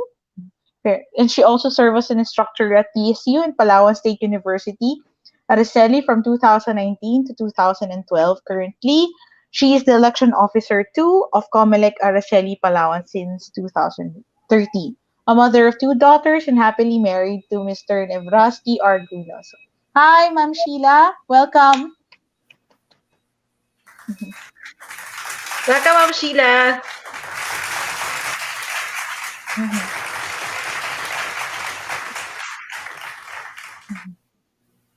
Okay. All right. I think we're still waiting for EO Sheila. Yes. Boss, I think we can go back to our comments and shoutouts in Facebook and YouTube. So while we're waiting from election officer Guno. Hello. Hi, Abel. Go. Thank you. Hello, miss you. Oh, wow, another ang galing po ni Helen Marine. So that's my whole names for everyone's information. Hey, Abday. Hello, thank you. Abday, you also know me. That's good that you followed up with that comment. Good. It's also magaling for Titi's and for Amael's information. Magaling is great or good or excellent. But our guests are better. Amael and Titi, they're better. Yeah, do we have from Mr. John Rainier Antiquera? Colleague of Amael from ANFREL. Let me just saya ni attorney pa-fan sign po. Wow. Meet and greet later. Online meet and greet. We can do that. Heart for you, John. Heart for you, John. Oh, hi, Auntie. Auntie Nika Almirez. Because for your information, Attorney On and I are both from the same sorority. So she's our sorority sister. Hello, Boss Ona and Helen. Hi, Auntie. Lodi. Yeah, thank you. Yeah. Guys, do you have any questions? You just want shout out? Question? While we're waiting for EO Sheila Guno. I think she's already here. I think she's here. Yes. Hi, Ma'am EO. Sheila. Welcome po. Good afternoon po. Hello, hi. Helen, do you want to introduce EO Sheila to our guests? Yeah. Amael and Titi, hello. We have here our election officer from Araceli, Palawan, Ma'am Sheila Guno. Ma'am Sheila, we have here Amael and Titi are friends from ANFREL and PERLUDEM. So they're based. Amael is based now in Bangkok, and then Ma'am Titi is now based in. I forgot the name, but it's near the border of Jakarta. Jakarta. There. Hello, good afternoon, everyone. South Tangerang. Good morning, Commissioner. Election officer, Madam. Election officer, yes. Of Comelec, Palawan. So, Ma'am Sheila, Kamusta? How are you? Ito, okay In lang po. prepar- I'm struggling for the signal, pero sana makisama naman para Okay. tuloy-tuloy yung ating usapan. Yes po. Alright. Okay. Sige, Ma'am Sheila. Okay. So, since we've been talking about the plebiscite that will be held by the first quarter of 2021, can you tell us more about the current efforts and the preparation of the Commission on Elections for the Palawan plebiscite? And do we already have a date for an exact date for this? Actually, we have a tentative date, but it requires the approval of the Commission and Bank. It shall be on March 13, but it is not yet final. So, subject for the approval of the Commission and Bank. So, So, ma'am, what are your preparations? Yeah. So the Commission created a technical working group for Palawan plebiscite. So it composed of the directors of the different departments of the Commission, and then our regional director, Attorney Gloria Girama Spitalio, and our provincial election supervisor, Attorney Urbano C. Orlando, created the Palawan plebiscite team, which is composed of 6 election officers coming from the proposed province, no, from the proposed Palawan del Norte, Palawan Oriental, and Palawan del Sur. So, to assist the technical working group in the needed data, no, or information for planning and preparation of the Palawan plebiscite. EO Sheila. Yes, pa. You know, I have different names when Palawan, if it will be decided by the people that they really want to divide it into 3 provinces. I have different names for the 3 Palawan provinces. Yes, Not del Norte. Palawan, Palatu, and Palatri. Yes. Oh my God. I think that's, yeah. We are no longer Palawan. We are Palatri. That's what you mean? Yes, Palawan, Palatu, and Palati. But EO Sheila, the preparations now is mostly on the formation of the groups or committees who will be working directly for the implementation or for the conduct of the plebiscite. Are there any preparations on the campaign to be done by the proponent and the opponent of the plebiscite or of the division of Palawan? Actually, we have conducted several consultation and coordination meeting with the Department of Education, the Philippine National Police, the Department of Health, in the provincial government of Palawan. But as to the campaigning, though we have proposals, but as I've said, it is subject for the approval of our commission and bank. So we are proposing the campaign to be conducted online through social media, virtual television, radio aired programs, and as much as possible, we discourage mass gathering or yung face-to-face or pulong-pulong that was suggested before, no, of the general instructions for the conduct of plebiscite. Amael, Titi, you've been listening to EO Sheila. Do you have, for an election official to be conducting a plebiscite in 2 months, do you have any advice or insights for her, especially as to the campaigning side of the cycle? Yeah. I think communication is probably the most important. Oh, sorry. Titi, go ahead. Yeah, go. Go ahead. Okay. I think one of the most important preparation before the election is socialization and dissemination of information. That's one of the biggest factors influence the candidates and also the voters to know about the new procedure, new process, and to allow them adapt with all the new things.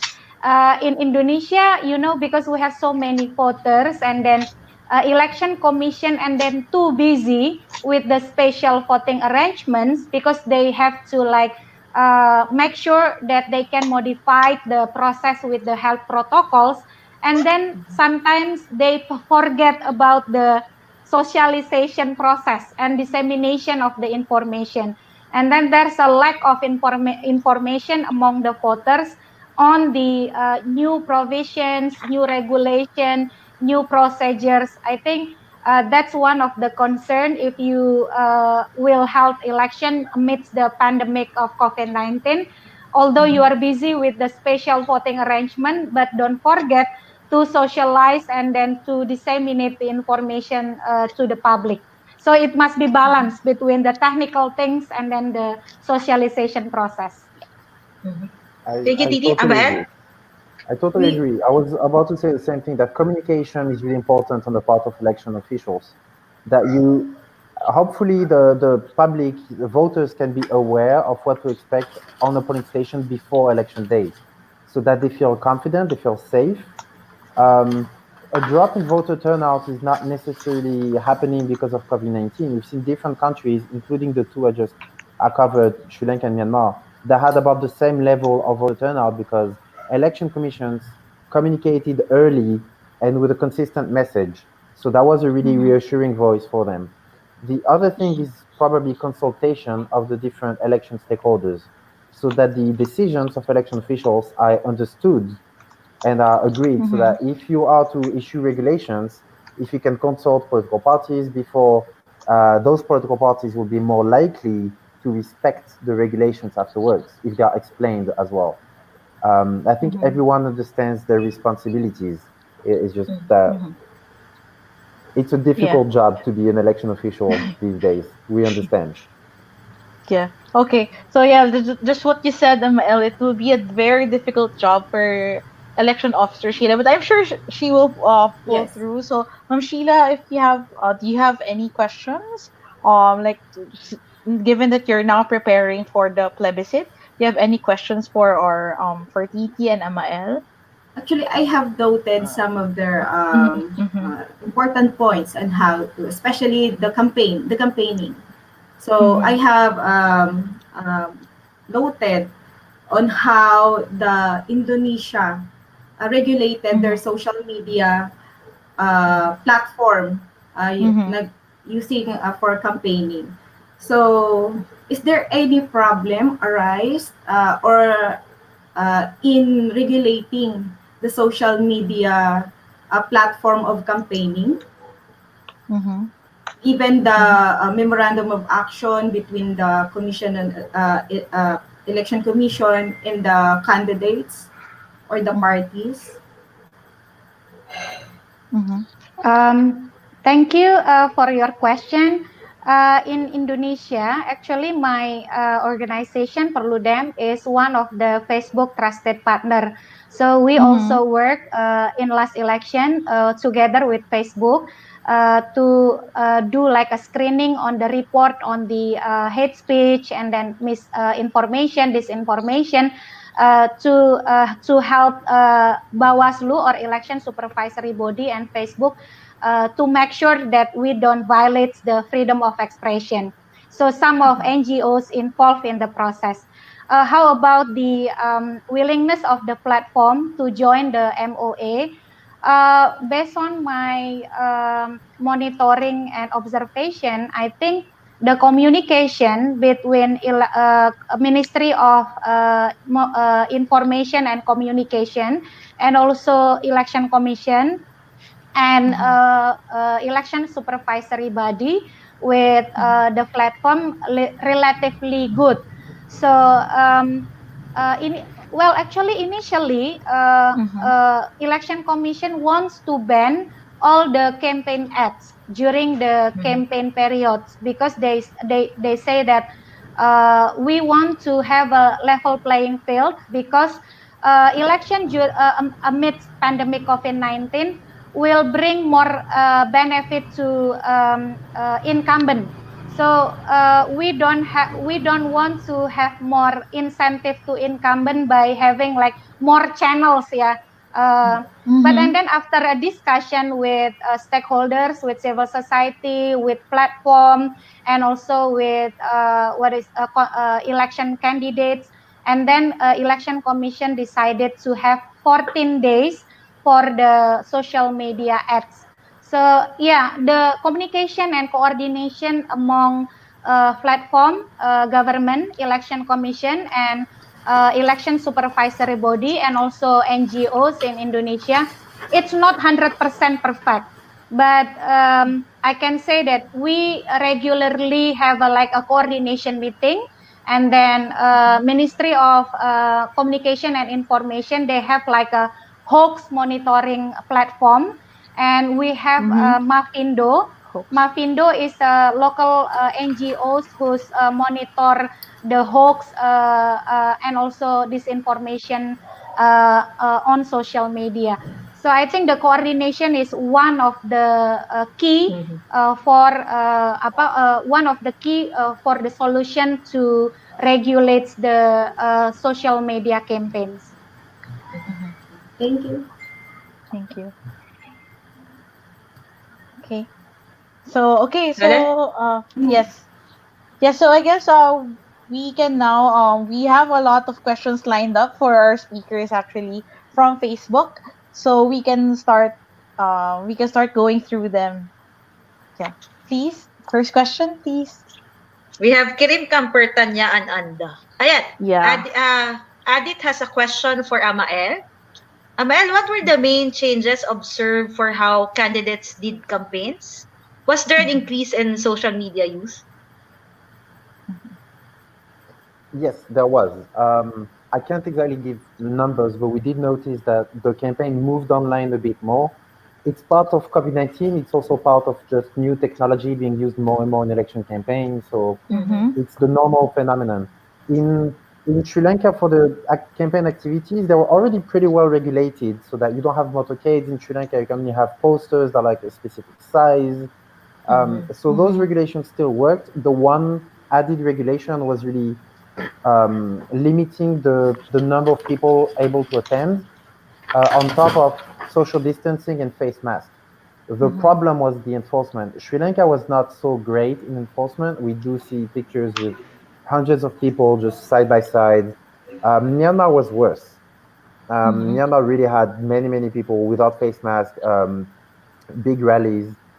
So the changes were still smaller scale events. Also, outside areas were prioritized instead of inside halls, for instance. Like they just did it out in the open to have better ventilation, and probably less campaign rallies traditionally and more motorcades.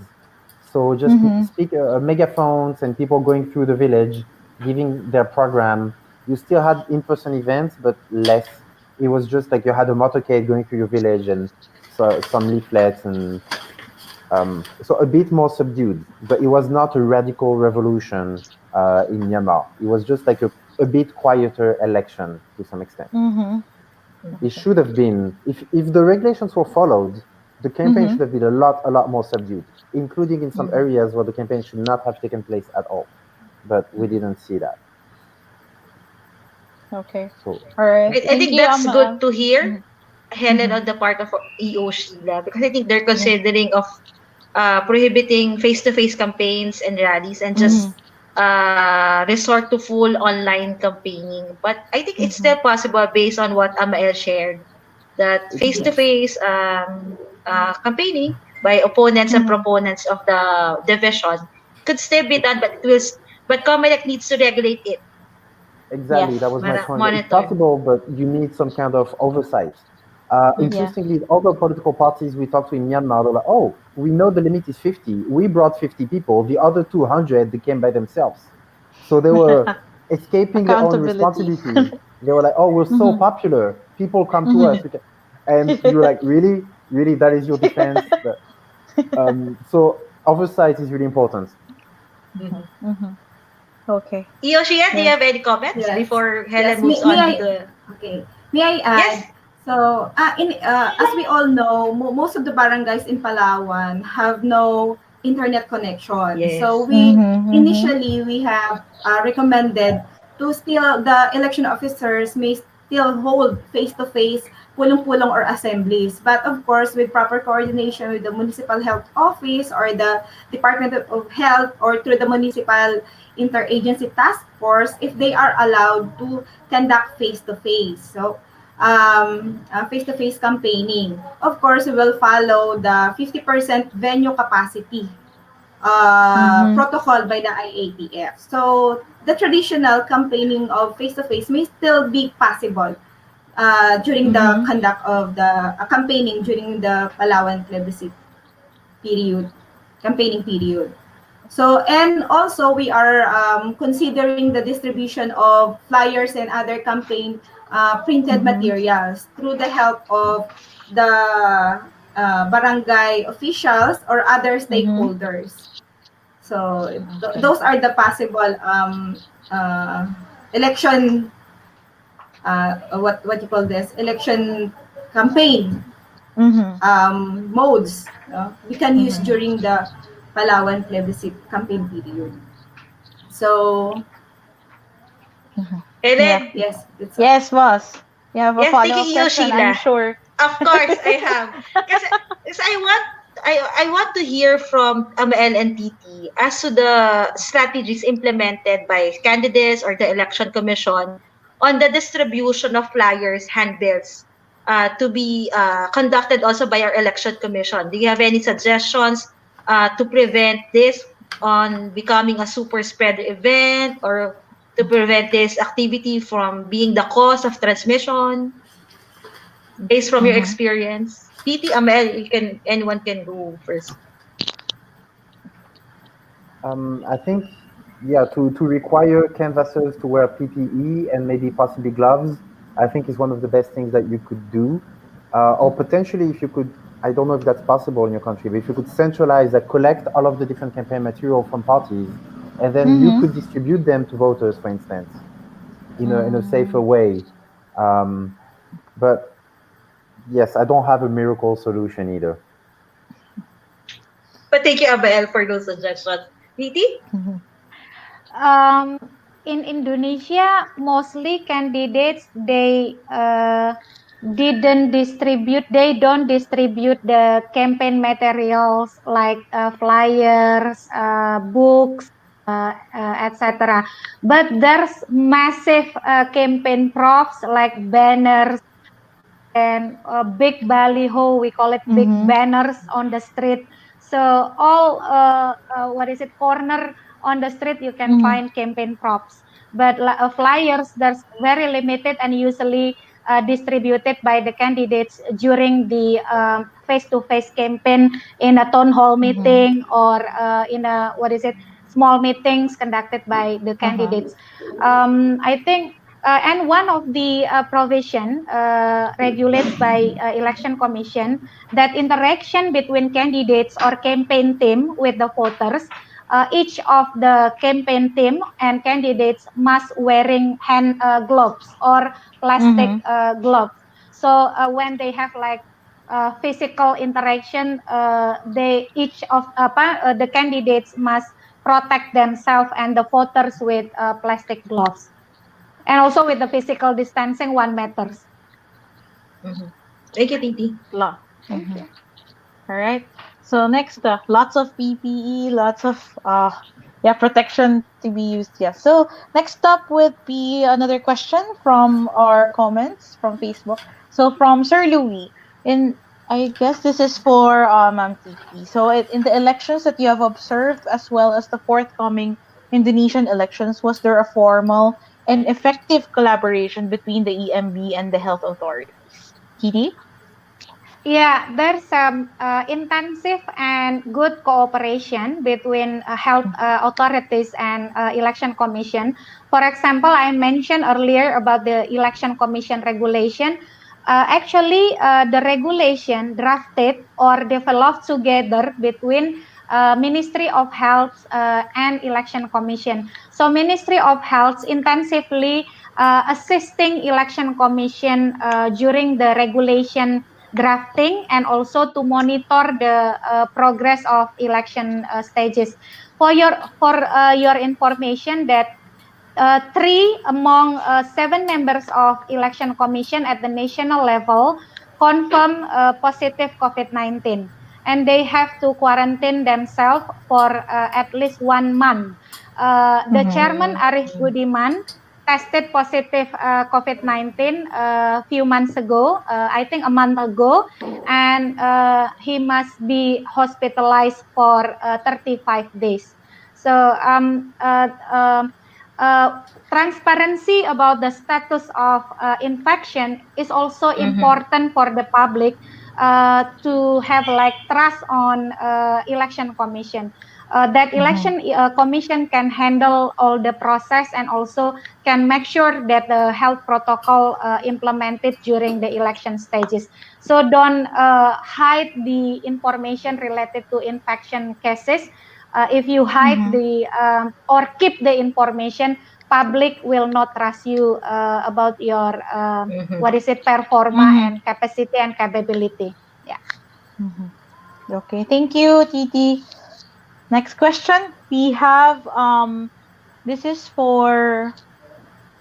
from Cynthia Sumagaysay del Rosario. Attorney Ona, ang reply ni EO Sheila sa question nyo, they met with the proponent of the division but not the opposition. How is that? Dapat siguro fair ang COMELEC sa Palawan. Bakit nag-Del Norte, Oriental at Del Sur na rin sila? Palawan has not been divided yet. So to translate this for our guest speakers and for our foreign audience, so Ma'am Cynthia is asking if the COMELEC has actually met with both the proponents and the opposition of the plebiscite, and she's actually asking about the impartiality of the commission as to the division, as to the proponent to divide the province into 3. Yes, Ma'am actually, Sheila? we have not yet talked about how will the Palawan plebiscite will be conducted. We are just coordinating with the provincial government of Palawan, of course, with the health protocols to be imposed, the possible buying of COVID-19 supplies to be used by the poll workers, and of course the possible addition to the budgetary requirements of the conduct of the Palawan plebiscite. But as to the proponents and the oppositors, we don't have yet activity involved in that matter. So we are now in a process of coordination, planning, preparation. But as to how it will be conducted, we have no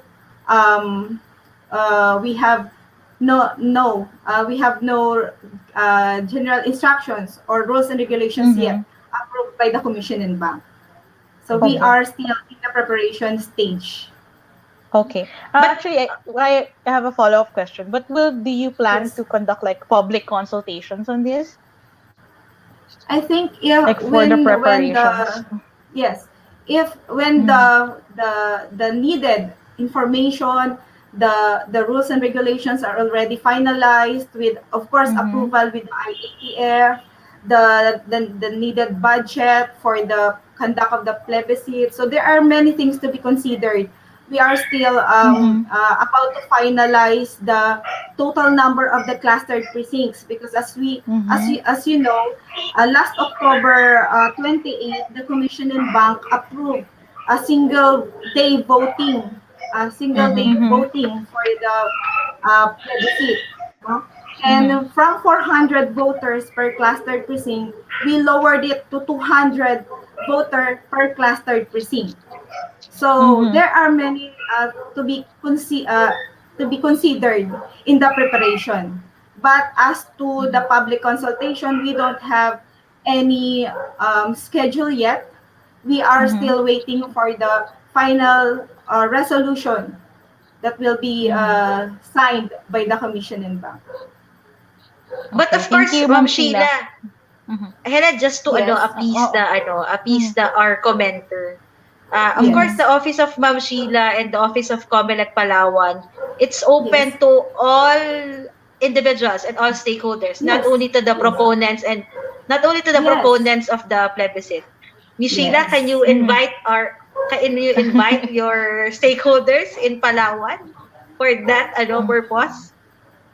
Yes, please, if you have questions regarding how the Palawan plebiscite will be conducted, the proponents and the oppositors are welcome to go to our municipal COMELEC offices. But as of this date, unfortunately, we don't have any final guidelines. So what we can share to you are the informations that we are proposing or partial, not yet final. So with that, if you have any comments or suggestions, you can still inform us for us to recommend it also to the technical working group. So you are all welcome. Yes. Okay. Next question, Helen. Thank you, All Ma'am right. Sheila. Thank you. Thank you, ma'am. All right. Next question, please. So for Amael, from Shemaida G. Cadiz. For the protection of the fellow voters as well as the election inspectors in every voting precinct, what was the assurance that the voter who got inside the voting precinct is negative for COVID? What were the safeguard mechanisms put in place, if any, pertaining to a possible infected would-be voter who is asymptomatic? Amael? Sure. So the one protection regarding that in Myanmar was the temperature check that I mentioned at the entrance of the polling station. The procedures that we were told was that if someone has fever, they would wait outside and the ballot would be brought to them along with the voter list. So they don't go inside. They stay a bit apart under a shady tree. That's what we were told. And the ballot is brought to them. And I believe they will not mark the ballot themselves. The same as in COVID-19 quarantine center. Basically, the polling officer will mark the ballot for that person. Ballot secrecy has not really made its way apparently into the mentality in Myanmar yet. So hopefully that will be the case. In Sri Lanka, there was simply nothing. There was no temperature check. The idea was that if you do make a check at the entrance of the polling station, you need to have a viable alternative. So that means to have a separate polling station just for those people, and that means more manpower, more locations, more money. They simply could not do it. So they really focused on everyone wearing a face mask, hand sanitizer, and social distancing. So even if you were potentially carrying COVID-19, those risk mitigation measures should be enough so that other people don't catch it, hopefully. But that was the... and I'll also extend that because I did watch a by-election in Thailand in August. So just local. And they also had the temperature check, which was fine. And then they had a separate polling booth for those people who had a fever. The problem is that the separate polling booth is a good idea in theory, but sometimes it was just, you had to walk by the regular polling booth to go to the separate one for people with fever. So again, good idea, poor execution. If you do triage of people based on their symptoms, the solution needs to be satisfactory in terms of health concerns. That's all. Thanks, Amael. Thank you, Amael. So I think we have one last question for today's episode. All right. So this is, I guess, for Titi. For Indonesia, except for physical distancing and some widely accepted health protocols, there seems to be no significant change in the voting process. To Titi, what is your assessment as to the confidence of the voters that they wouldn't not get infected when they vote? How is the voting population looking at the adjustments made to respond to the danger of COVID infection? Titi? Yeah, thank you, Mr. Luigia. There's a big debate in Indonesia among the public and also election observers and media about the safety of voting day, because we are very worried that there will be a crowd during the voting day, not in the polling station, but when the voters go to polling station. You know that in Indonesia we have a strong communality environment. So among the people, they are usually gather together and then go to the polling station together. KPU already regulates that poll workers will conduct temperature checks using thermometer guns and provide disposable plastic gloves for all voters prior to entering the polling station, and will disinfect polling station regularly.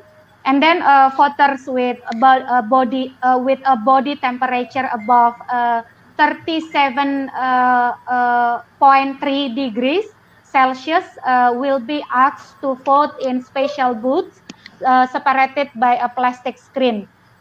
Poll workers will drip indelible ink onto the fingers of each person who has cast a vote, instead of voters dipping a finger into the ink as in previous election.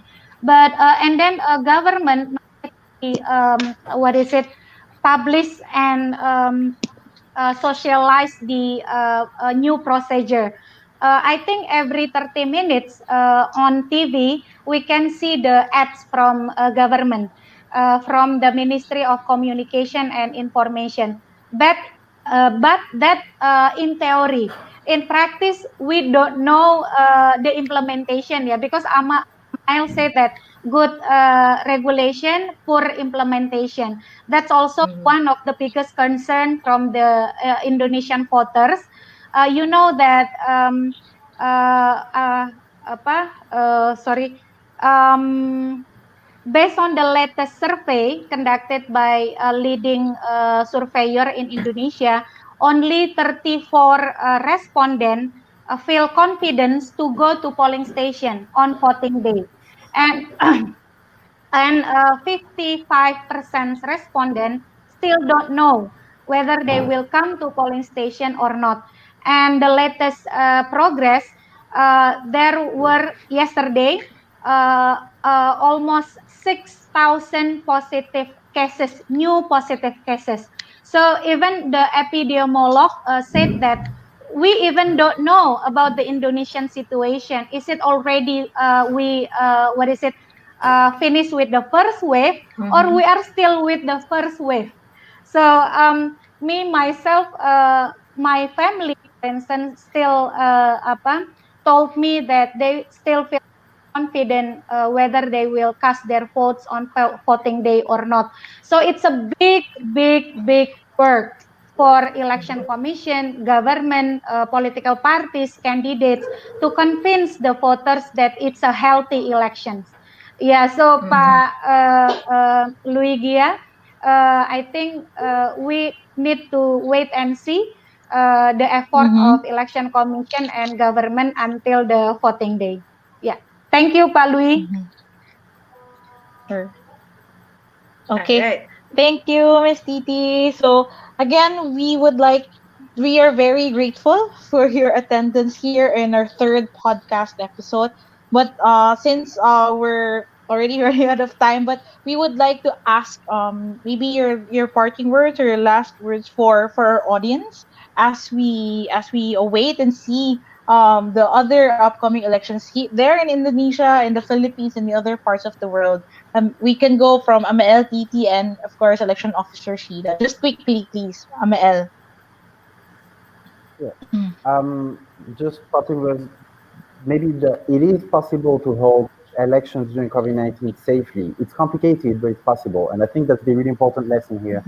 South Korea showed us in March that they did it with almost no effect, with great preparations and also with creativity. You think outside the box to get new solutions to this challenge.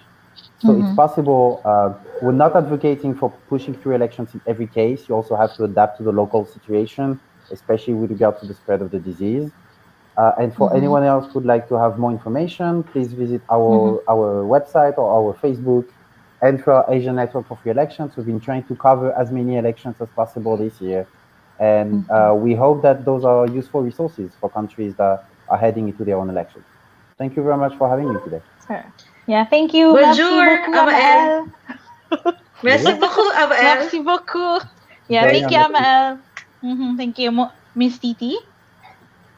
Yeah, I think it's possible to conduct the election amidst pandemic COVID-19, but a good preparation, strong legal basis is really needed by the election organizers, and also enough or sufficient time to prepare all the things. And also don't forget to make sure that we have a well-informed voters. Uh, um, Election voter education become a big challenge during the pandemic. So although we have a special voting arrangement, but don't forget to make sure that voter education also conducted well. Strong legal basis and also innovation of technology, also part of the what is it? I think supporters to have a healthy election during or amidst the pandemic COVID-19.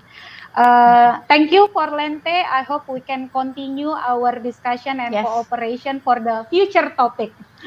Thank you so Yeah, much. Stay well and stay healthy. Thank you. yes, Terima terima kasih, Titi. kasih. Thank you. Terima Yeah. kasih. Lastly, of course, not the least, from my kapwa Palawenya, Ma'am Sheila, please.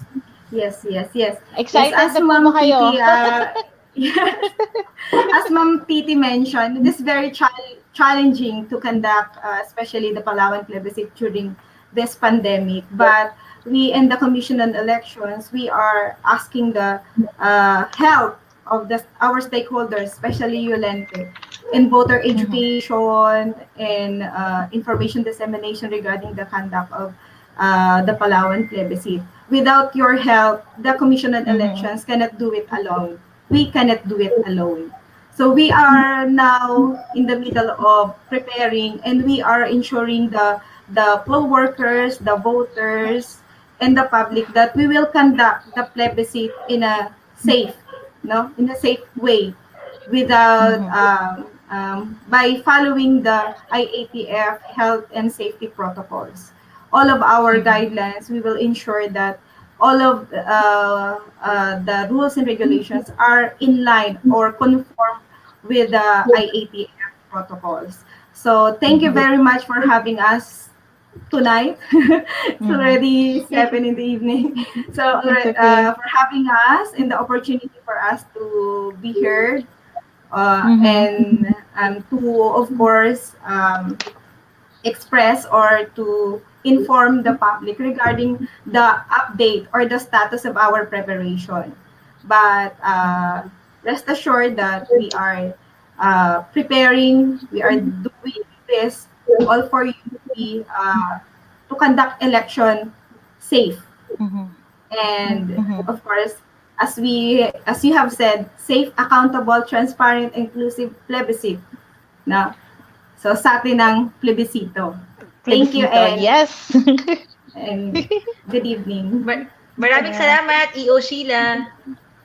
Yan. Thank you so much again for our hosts to our audience. So as you can see, we've heard a lot, we've learned a lot for this episode, and if I will be asking myself, because we've been going through the changes, the steps that are being taken by COMELEC and other government agencies to to go on with the government transactions with of course with the elections. There have been questions about and like, everywhere. But listening to our resource speakers, boss, when you ask like which should be prioritized, should it be the democracy or the health of the population of the people? So I guess when you have enough love, wow, enough love for country or so much love for country, you don't need to choose. Hindi po kailangan pumili. Because we can always prepare to for the safety to for para maging ligtas lahat ng tao, para lahat yung campaign, the registration, the voting day, canvassing, counting will not be a super spreader. We can always be committed if for example if our election bodies would come out with rules with codes of conduct as to how should we conduct these election activities, we can stay committed so as for us to not be forced to choose because we do not need to choose. Hindi natin kailangan mamili sa dalawang yun kasi pwedeng mag-prepare, pwedeng maging cooperative, at pwedeng maging maging gising para lang maging creative din. Sabi nga ni Amel, we can always be creative and we just have to commit that we would be following these protocols that we are actually calling for because we always want the government to come out with rules and these rules will be put to naught if we don't follow them and these rules should also be created in a way prioritizing the rights of the people, the rights of even of our candidates, their supporters, and also of course the poll workers. So there, yeah. Love of country, so no need to prioritize because both are important, of course, the safety of everyone and the integrity of our democratic institutions. So boss. Good, Helen. And jumping off from your love of and for Conti, my motto for tonight is elections is not romantic love. You don't have to choose. Elections is unconditional love because you love because you love. It's just love. You loving love. So that's it. Elections is unconditional love. You don't have to choose. Yes. And I just want no channel ifs, no buts. Ice Baby. I want to insert a song before we end this episode. For my additional motto. Channeling Ice Baby. It's collaborate and listen. Ice Baby. Ice Baby. Let's go, Jay! Ice Baby. Yes, hi Sir Jay, Ma'am Joy. Yeah, thank you. As you can see, we always have our FSL interpreters, so we assure that our podcasts are inclusive. So there. So this is our third, and we are off to our fourth for the next 2 weeks, and we're actually very excited because it will be human rights. We'll be celebrating Human Rights Day by that time. So for everyone, kindly comment or send us your vote as for the topic for the next podcast episode. But like what Boss said, it's probable that we will have a second part for this topic because there's just a lot to talk about the COVID-19 and still an ongoing concern. So what are our choices for the next topic, please?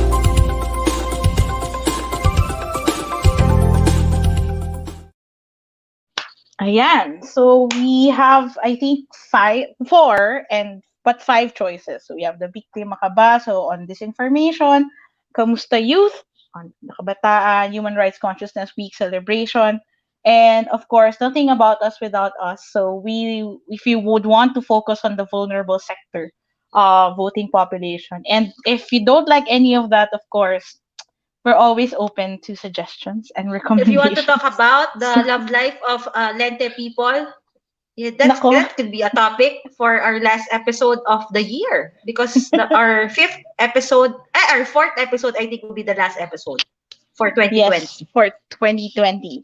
So boss, everyone, to our technical team, to our audience, to our guest speakers, to everyone who commented, to Miss Joy, to Sir Jay, Miss Joy, to everyone who commented and put in their questions and made this discussion much more informative and interesting. Thank you so much. Maraming salamat. Merci beaucoup. Terima kasih.